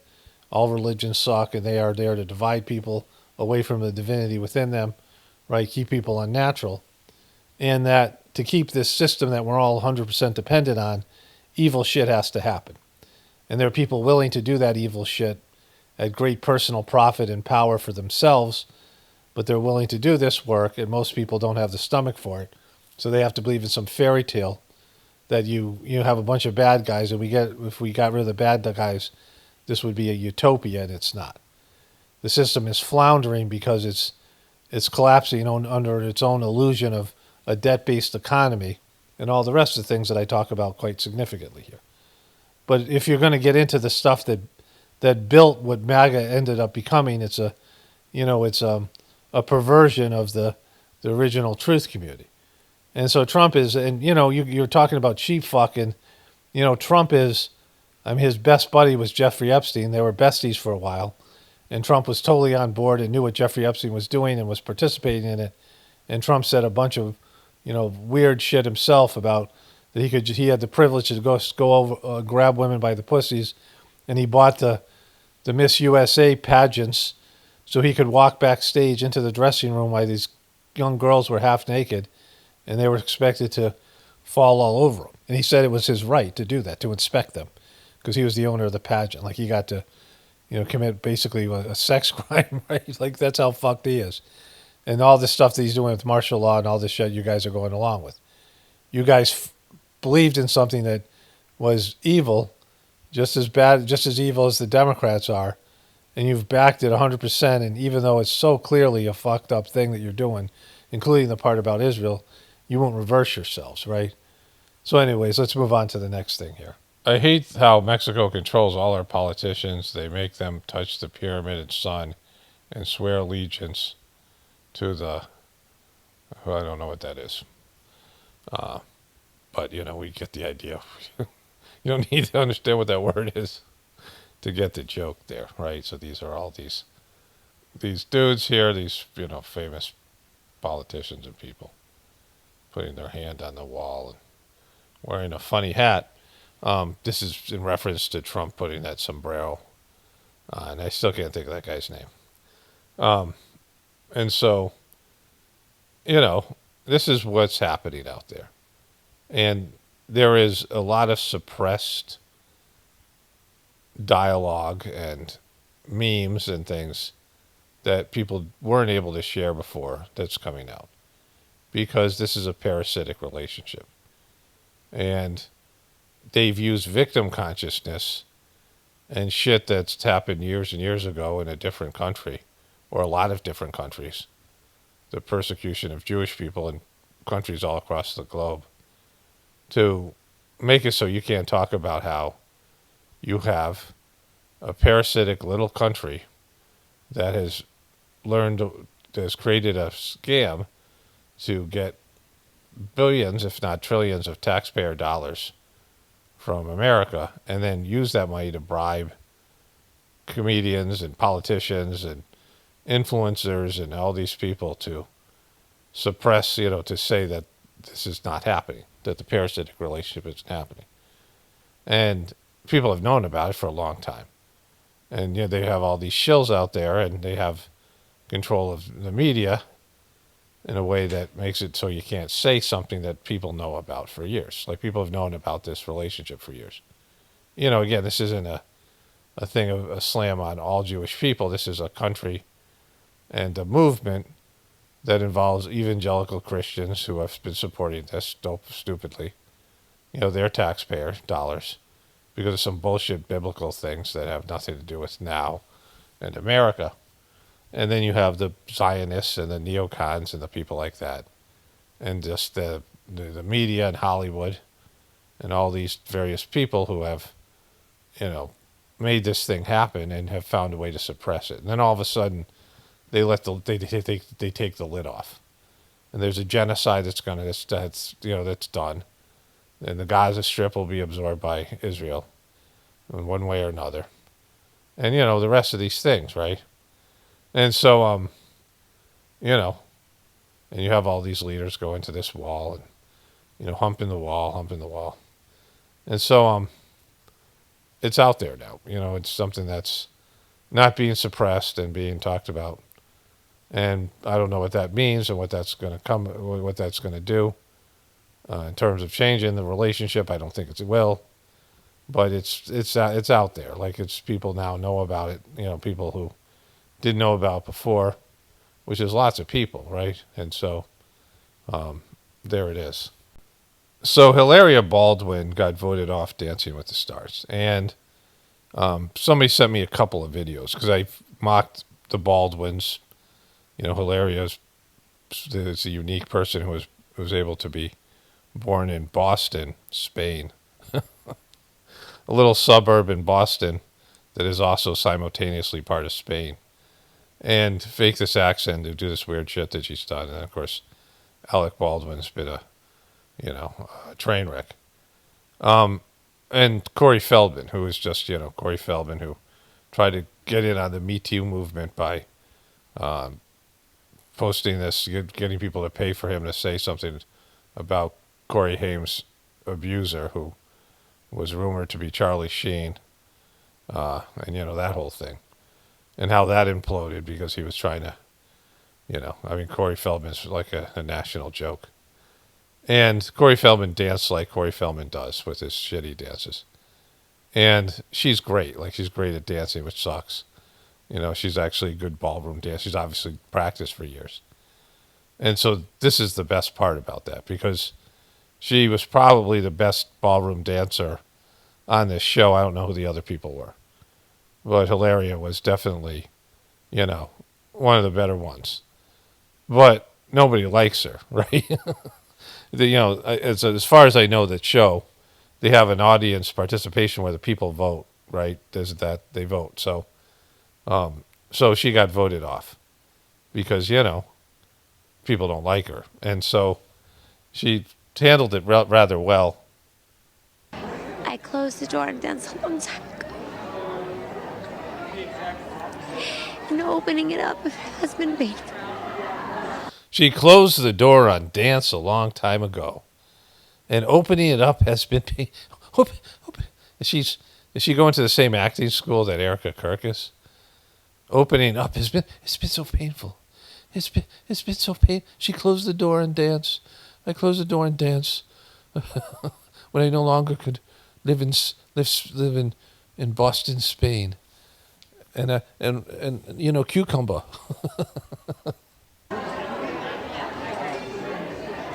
Maybe I'll close the door again. Maybe I'll close the door again. Like just this victim consciousness, and poor me, right? You got to get to what she really likes is public attention. That's why she married Alec Baldwin. Like she did cookbooks, and she went around and she hosted some show on like one of those Entertainment Tonight network kind of things. Like she became her own celebrity, and then everyone was like, "Hey, she's not really from Spain; she's from Boston." Right? And she had, very white Anglo parents. But now she's closing the door and dance forever. Listen, we're not gonna close the door because we're going tomorrow to a dance studio. We're gonna do some TikTok. We're gonna do some TikToks. I'm gonna open the door back up for some TikToks. I closed the door, but now I'm opening it back up because TikToks. We're gonna dance. We're gonna put Alec into our dance routine. No, we're gonna I'm gonna cuck Alec. It's gonna be great. We're gonna entertain you guys. So I just want to say I'm so proud of you. You're incredible. You're not just an amazing mom to 7 incredible kids, but you're also a superhero in the dance studio. You put so much heart and love and passion to dance. You work so hard, tirelessly, and you're true, real inspiration to me. Especially since you're from Boston, Spain. Friends for life. Boom. Pinky swear. Boom. Pinky swear. There you go. She was going to close the door and dance, but TikToks. Now they got to do TikToks, and they can do it for all of her fans. All 12 of them. Well, this is kind of great.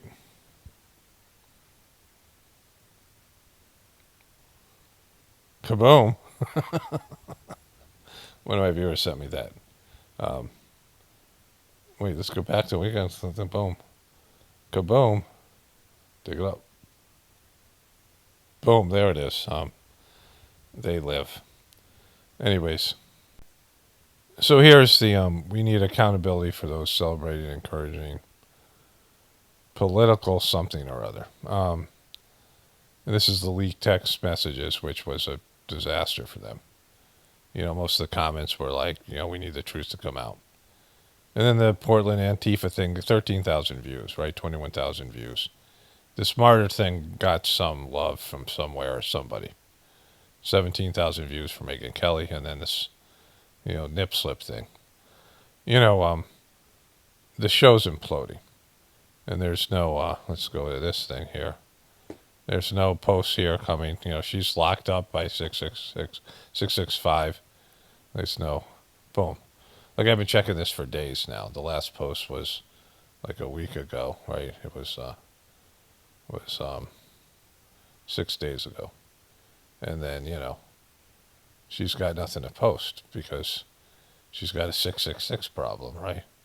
And so in all that, I want to get to this thing with the murder because it's just not catching on, right? Charlie as a martyr. I mean, if you're thinking about Charlie as a martyr and you're thinking about him being killed for religious reasons, which is not, it was a religious killing possibly, if he's really dead. Like, who knows what's going on here with the whole, there's so many various things that, like I said, when you know something's a lie, that's the easiest part. But then what's the truth? And it's almost impossible to find the truth in some factual way. You can find it through your intuition, through your connection with God. You can ask God to, anytime you concentrate on, when you meditate and you learn to connect to God, you can concentrate on something and the information will just come from you, like just in some way, like you'll develop your way of communicating with God, which, everyone has to do. Like that's what I talk about in terms of the Sajmark meditation that I do. Like everyone has to develop an internal relationship with God, and then the truth is just told to you. And then you know it, and then you can't really, you can tell it to other people, but then they have to do that for themselves, right? Like it has to come directly from the source. You have to, it's like God reveals something to you. And you're like, oh yeah, that's what it is. And you have to put effort into it, and I don't put effort into something like this because I don't really care about it. It's like, why bother God over this thing, right? But, there's if going the other way and just using the internet and the information available to you, it's just a lot of different disinformation and things. But they're pushing him as a martyr. And if he's a martyr, then there has to be the Pharisees, right? And if there's a Pharisees, turning point is on the side of the Pharisees, right? This is like Charlie Kirk's disciples immediately joining back up with the Pharisees who killed him. So this is Sean Davis, CEO and founder of the Federalist. Fact, and it dawned on me in the last week that we went from living in a post 9/11 society, which is what it's been like for the last 25 years, and I think now, boom, bring that into it. Now we're absolutely in a post Charlie Kirk period. No, you're not, because no one gives a shit about this. Like, there's people in the truth community who are, are just looking for something else to focus on at some point. And then there's the Charlie Kirk people who are, now in a, they're in a, you have a lot of Charlie Kirk people who are not wanting to accept the official explanation for this. That's what you have. But it's a small group of people. Like, this is over. Charlie Kirk wasn't anything. He was not a national figure in the sense that, I didn't know who he was, right? My wife didn't know who he was. Like, we would maybe heard his name various places. He was less known than Candace Owens and Tucker Carlson. He had this, thing that he did. Maybe he was influential in the election, but this was amongst, a small group of college kids, right? It's not and then now you got the piece of shit turning point, like this horrible content and a weird ex-wife, right? you don't have anything here.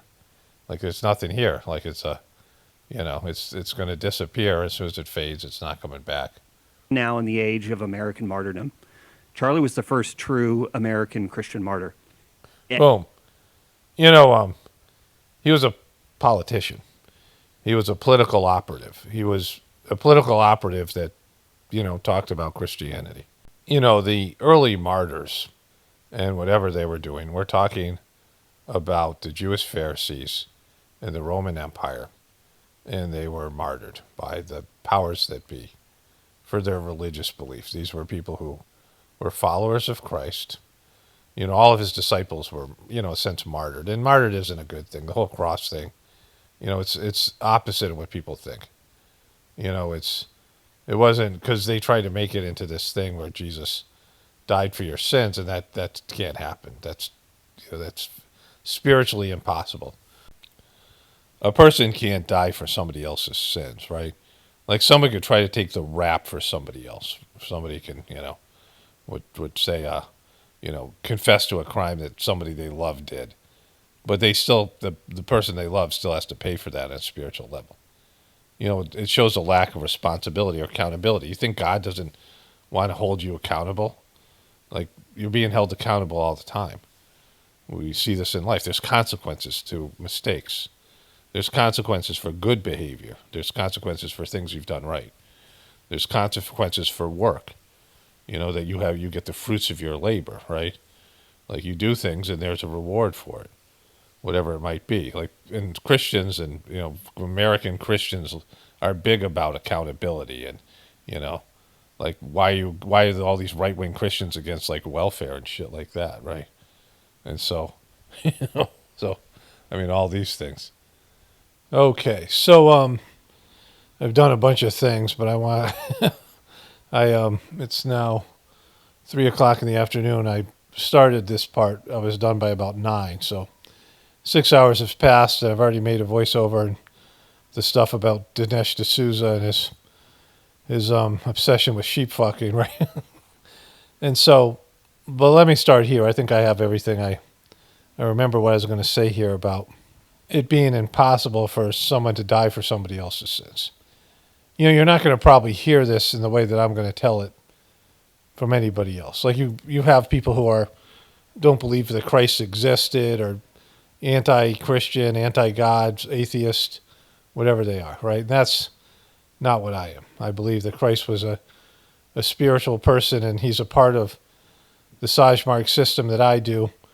And I'm grateful for my Catholic upbringing.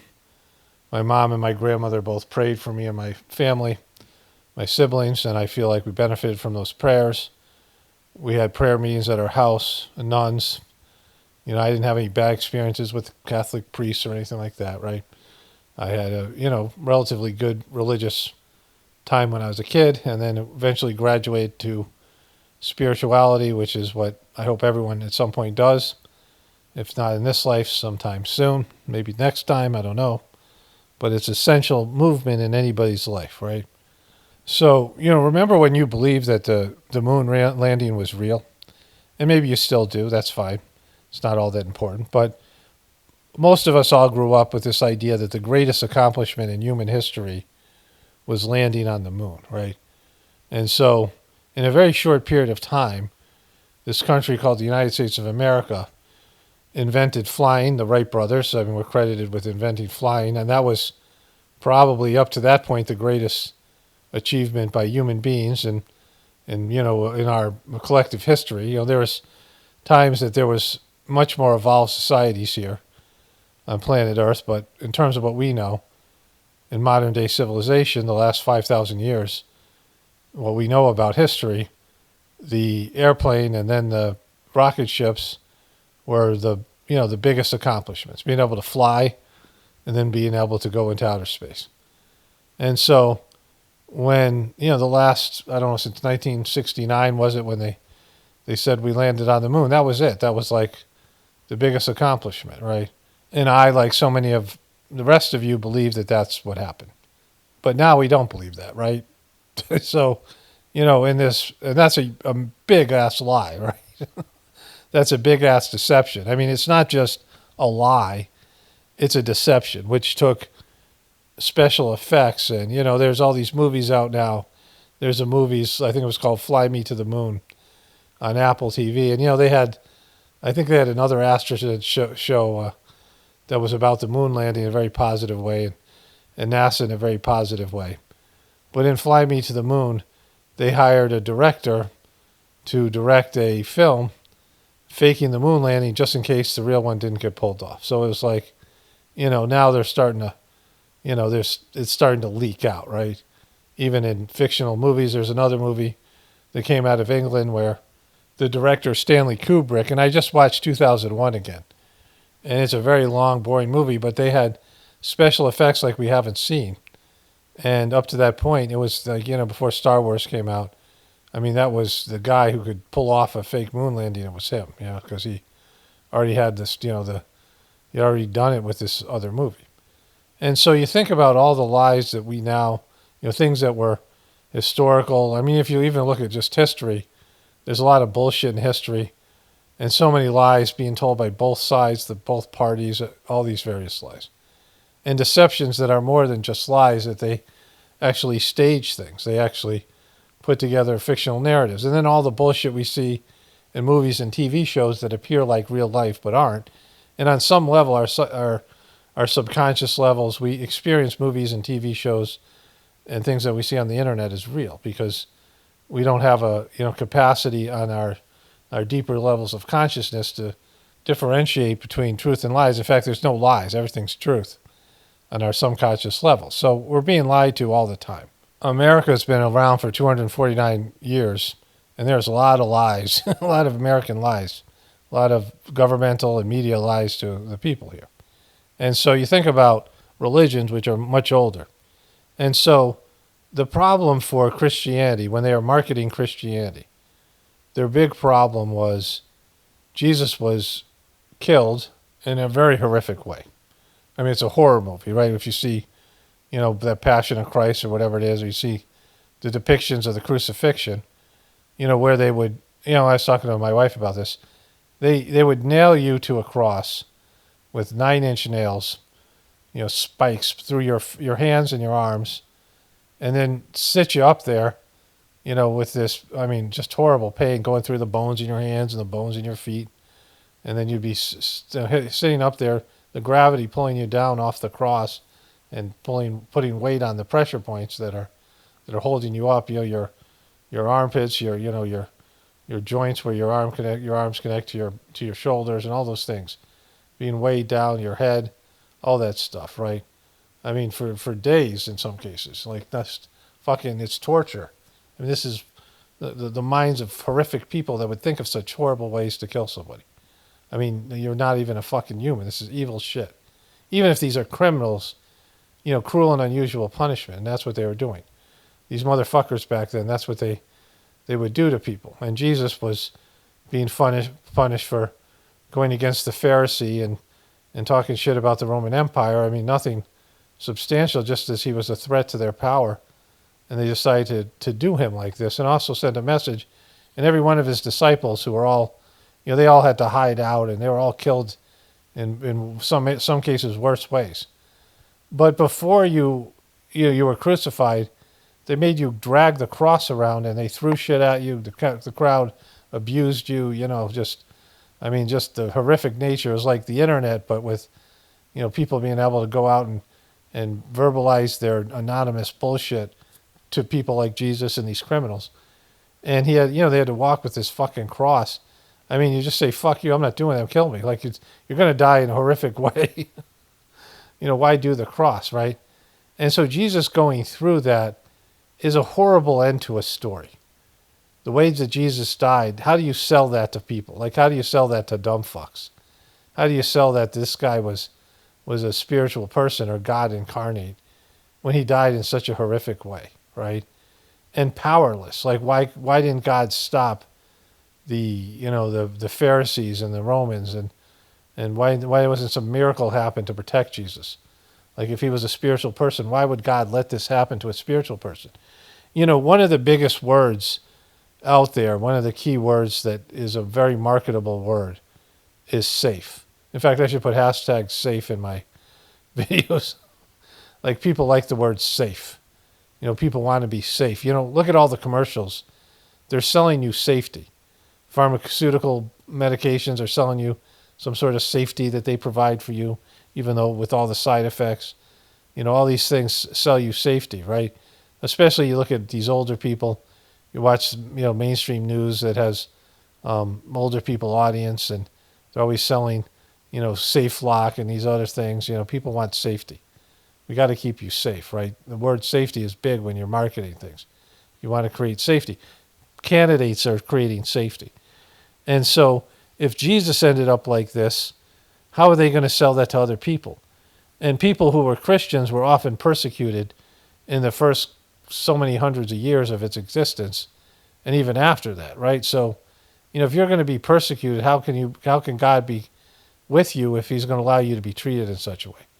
Why would God allow something like this happen to Jesus and all of Jesus' followers? Why would Jesus allow this to happen? And, is this your ending? Like, if your ending is supposed to be like that of your guru, your spiritual master, your savior, then are you going to get crucified too? Is crucifixion a part of what you're doing? So this idea of being a martyr, right? People who are willing to sacrifice themselves for other people, that's how that came into existence. So instead of walking away from that or changing the ending or trying to minimize the ending and focusing on some of the other Jesus' teachings, they twisted the story. What is the symbol of Christianity? It's the cross. The major branding of Christianity is the cross. You see the cross everywhere, right? That's every church has a cross in it. The pictures of Jesus being crucified, that's how they're branding it. Instead of walking away from it saying, look at how weak and pathetic this guy was. Look at how God allowed this guy to be treated. Look at how evil won over this guy. Evil won over good because evil was able to crucify this spiritual person, this holy person. Instead of that being the story, they made it that God made it happen. Oh no, God wanted this. In fact, he sacrificed his only son for you, you piece of shit sinner. You can't be anything but a piece of shit sinner. So God had to sacrifice his only son for you, and all you can do is accept him as your savior, and he'll somehow save you. And they sold this load of bullshit like that, right? So, this is how they've convinced these, all of us who believed in this are dumb fucks for believing in it, because it's simply not true. For one, then the Judeo-Christian teaching, I mean, the book of Genesis and what Jesus himself said, we're all children of God. God created the heaven and earth. So God created everything on earth. So we're all children of God. I've talked about this before, that it's a stupid idea to believe that your soul, which is eternal after you are created. These Christians that say they believe that God breathed the soul into the body when your body is created is silly. Your soul creates your body. Your soul is the causal body. The place that discovered the soul, India, that called the soul the Atman, talk about how the Atman creates this, the subtle bodies create your physical body. Right, so you should understand where the origin of where a soul came from, because somebody, I think we have this thing called a soul. Like there's some spiritual person that was given this knowledge about a soul, and it was called the Atman. And you had these subtle bodies, which years and years of this yogic research, this process of union with the divine within you, which is, a higher developed spiritual approach to what you're getting with your religion. And there's all this Vedic knowledge about this. And the subtle body's created, there's these various points in your body. There's an earth point, a water point, a fire point, a soul point, and an air point, right? Earth, fire, water, air, and soul. And these spiritual points, make up all the elements. On a spiritual level, the spiritual energy brings these elements together to create your physical body, right? And so your soul exists before and after you're born. And that's just logical. That's the way it should be. But they didn't want you to know that, and that means that there's soul energy also in all the animals and everything on planet Earth. Because there has to be something that creates life, it breathes the life into something. When the soul energy leaves, the life of the plant, the tree, the animal, the person, the physical aspect dies, right? That's how, when the soul leaves, the life leaves the whatever it is, and then you have some lifeless, a dead tree, a dead animal, a dead person. So in all this knowledge that expands beyond Christianity, the idea that God created everything, and so we're all God's children. There's a Catholic prayer, Our Father who art in heaven, hallowed be thy name, right? Our Father. Jesus referred to God as our Father. There was no sense that he was God's only son. That was silly. How could he say, was everyone else adopted? I said it before. We're all children of God. And so this silly idea that God sits up on the throne is again, a very immature idea for people who believed in that kings were the highest you could possibly reach. Being a king was as high as you could possibly go. So he's the king of kings, because king is the highest you could possibly be. But kings, we know, are pieces of shit, royal people. This idea of royal bloodlines, the way that kings abuse their people, their subjects. I mean, occasionally there's a good spiritual king, but it's almost never. And so that's bullshit, right? That's just because they were convincing dumb fucks, primitive dumb fucks, who in many ways were better than we are now in terms of their, lifestyle. I mean, of course, they were doing shit like crucifixions. I mean, they were doing things like animal and child sacrifices, openly, like it was, whatever. So, I mean, there's just fucked up things and everything. But there's been a degradation also in the human species. So they wanted this idea that God is in some throne, in some kingdom of heaven, the kingdom of heaven, right? Jesus said the kingdom of heaven is within. Well, how can that be? Heaven doesn't exist in the physical world. Your body dies, and so there's no kingdom, there's no pleasure. You can't experience pleasure, 70 virgins and a mule, this stuff, right? I always say there's none of that stuff in heaven, right? Your body doesn't exist, so the things that are worldly in nature, it's a paradise. It's not like you're going to the Caribbean Ocean, you're going to lay on the beach somewhere. It's, there's nothing to experience physically. You don't have eyes, ears, You don't have a sense of smell. You don't have a sense of taste and these things, sense of touch. You don't have any of these. You don't have sexual organs. You don't have a stomach that can eat. You don't have any of these things that are considered pleasurable, right? You don't have the physical pains of having a body, so you don't need relief from the pain. You don't need narcotics. You don't need ayahuasca. You don't need any of this bullshit, right? The burden of the weight of having a body no longer exists, so you're in this other type of plane of existence. And so you're being liberated from your body. And that's another hard sell for people. People want to be told that they're going to go to some pleasurable place. They want to think about it being like some kind of retirement home where everything's blissful. They don't have all the problems and all the issues that they have in planet Earth. But of course, if you don't have a body, you don't have any of that stuff. So, they can't talk to people in an abstract way because you're talking to dumb fucks, right? There's a lot of primitive dumb fucks who want some kind of solution for the problem of death. They know they're going to die and they're scared of it. They don't want to give up all the things that they enjoy, but they want to get rid of the stressful things and the unpleasurable things, but they still want to enjoy the things that they enjoy. Like that's most people. They want to have the good things in their life and not have the bad things. And so why not sell them something like that? That if you accept the only Son of God, which again, there is no only Son of God, we're all children of God, that somehow you'll be free of those things. And they're selling them a big bag of shit. And they're using the crucifix as as their brand, right? That's their brand. And they're using Jesus' death not as something, well, that's a shitty way to end the story. And like all the things I said earlier, they're using it as a selling point. And it's really disrespectful to Jesus because, for one, he can't die for your sins. So like that's not why that happened, right? He said, Father, why hast thou forsaken me? The reason was Jesus became political. He became social. When you're a spiritual person, it's your duty to stay alive, not only for your own spiritual evolution, but for other people. You can't take unnecessary risks. You don't do things to provoke the powers that be, right? There's elements of power here on planet Earth, and you don't do things that could result in consequences that would lead to your untimely or premature death.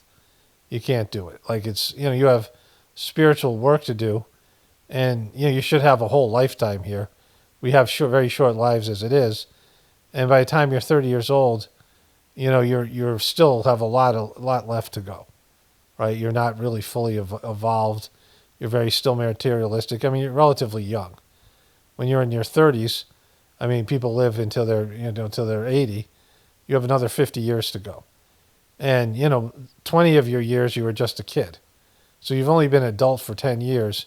And you're not really good at it. You're probably just starting your career. You've been working a career for a little bit of time, and maybe you have a family, and you're 30. That's 30-year-olds. I mean, if you live to your 60s in some distant past, when life expectancy was less, it's still only half your life, and it's only a very small fraction of your adult life. You haven't become spiritually mature yet, right? And so Jesus was in a shitty period with a lot of bad people, and he had gotten some spiritual evolution, not the whole thing. He was just starting off. He was on the first rung of spirituality, but he was very political and he was very social. He was a social reformer, and he pissed a bunch of people off, and he was pretty much like done with the people, his disciples. He realized his movement was failing because people just don't gravitate to it, and whatever other things that were involved in this, his life was cut short. So it's not really enough to build a religion on. I mean, the official, the true story. The true story of what Jesus was in his evolution, the way his life ended, all these other things. So they had to bring in other elements of the story, this idea of a divine birth, which existed in the Mahabharata with Karna and the Pandavas 5,000 years, 6,000 years before, or whatever it is, before Jesus was born. And then, some of these other things to do with ISIS and some of these other stories. A lot of the stories about Christianity are stories from other traditions, right? In the Mahabharata, this girl, who Kunti, was 16 years old. She learned a mantra where she could call one of the divine celestial beings, like the soul in charge of the sun, for example, to impregnate her. and she had a child out of wedlock when she was 16. Like a virgin birth, and so she took the child and put it in a crib and sent it down the river. Very similar to the story of Moses and story of Jesus, like some of these things, right? These stories already existed in other places. And so they co-opted some of these stories. They co-opted the idea of the soul from India, but they got rid of some of the aspects of it. They got rid of the idea of past lives. And they packaged it in this marketing campaign that we now know as John 3:16 and some of these other things, that the only way to get to heaven, if you don't accept Christ, you're going to hell. And so they're scaring the shit out of you. And, you've been indoctrinated, you've been told this since you were a kid, that you're going to go to hell if you don't accept Christ. And if you do accept Christ, you're going to heaven. And so fear and punishment, fear and temptation, these are the two instruments of religion, right, that keep control of the people. And so this is how Christianity has been fucked, and how Jesus' story, it's disrespectful, to keep on bringing up the cross thing. It's not Jesus' finest moment. It isn't that God sacrificed his only son for your sins. That sounds great and it's a good deal for you, right? Not such a good deal for Jesus.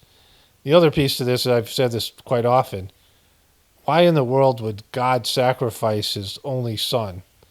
Again, we're all children of God, but why would God do that when there's so many pieces of shit? How many humans would inspire? And why would God make his son suffer for all these people's sins?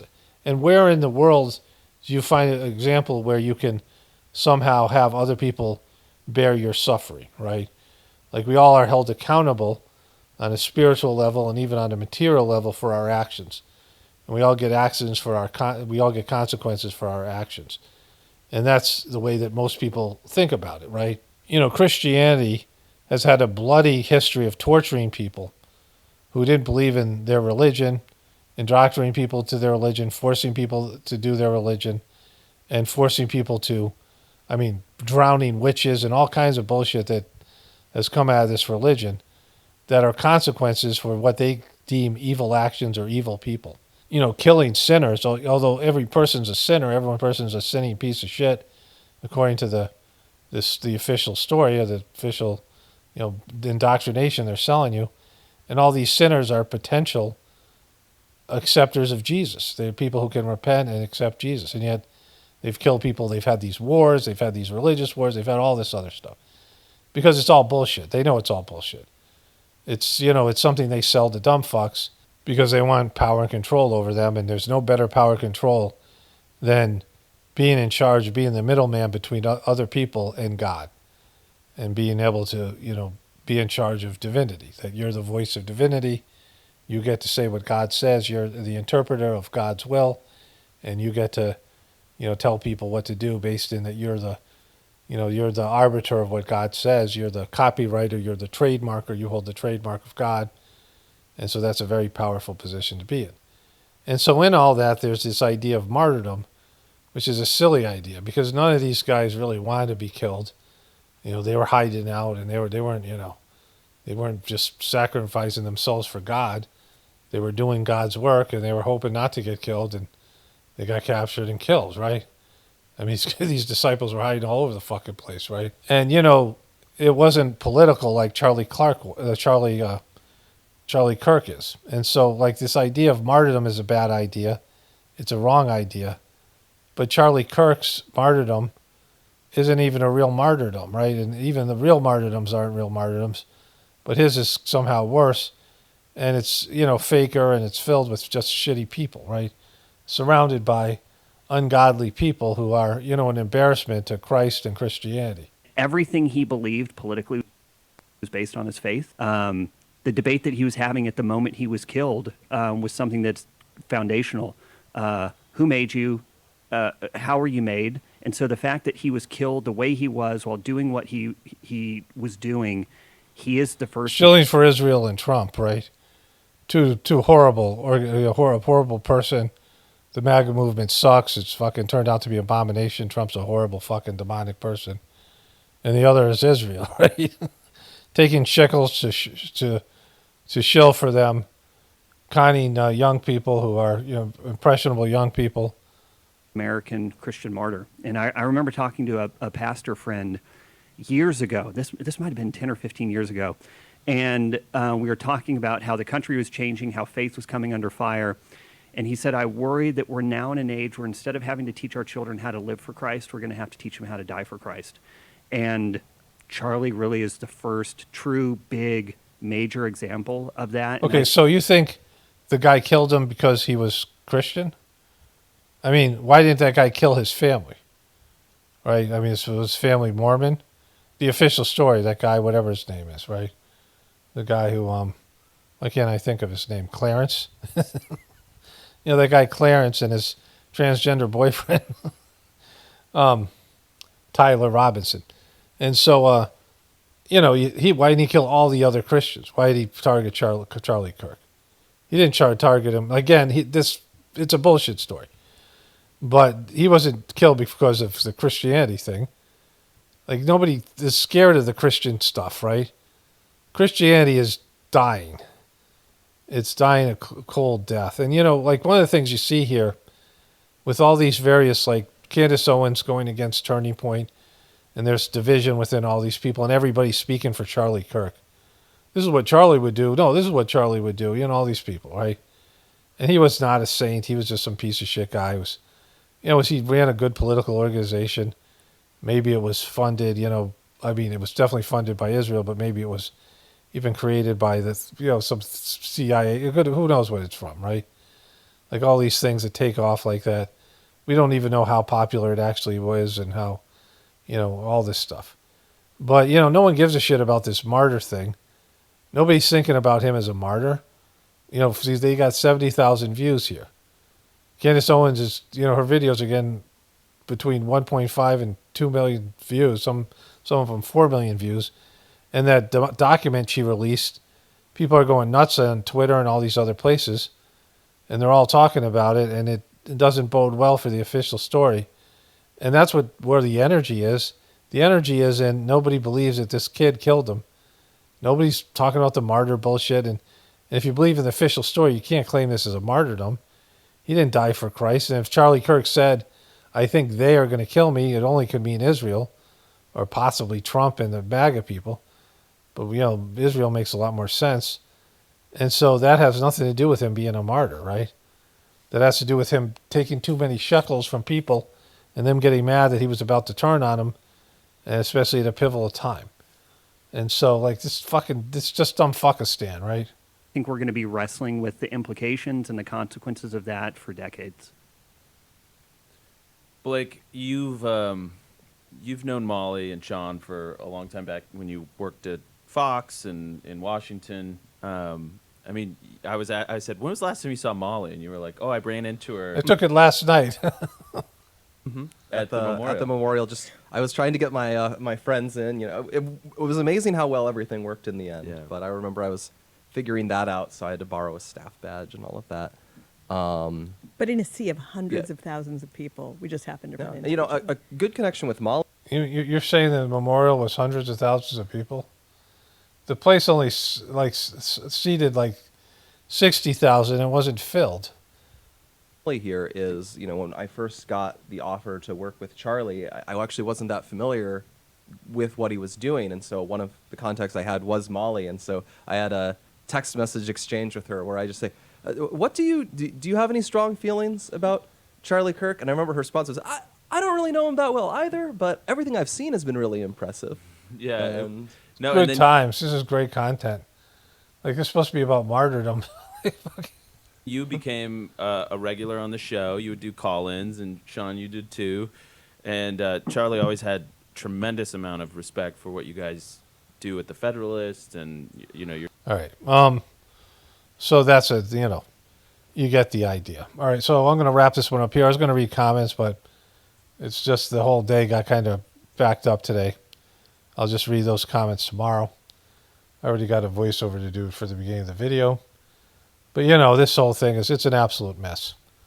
Only spirituality will save this world. It's Paul Romano, definitely pointing to the apocalypse and the ascension. Everyone have a blessed day and be grateful.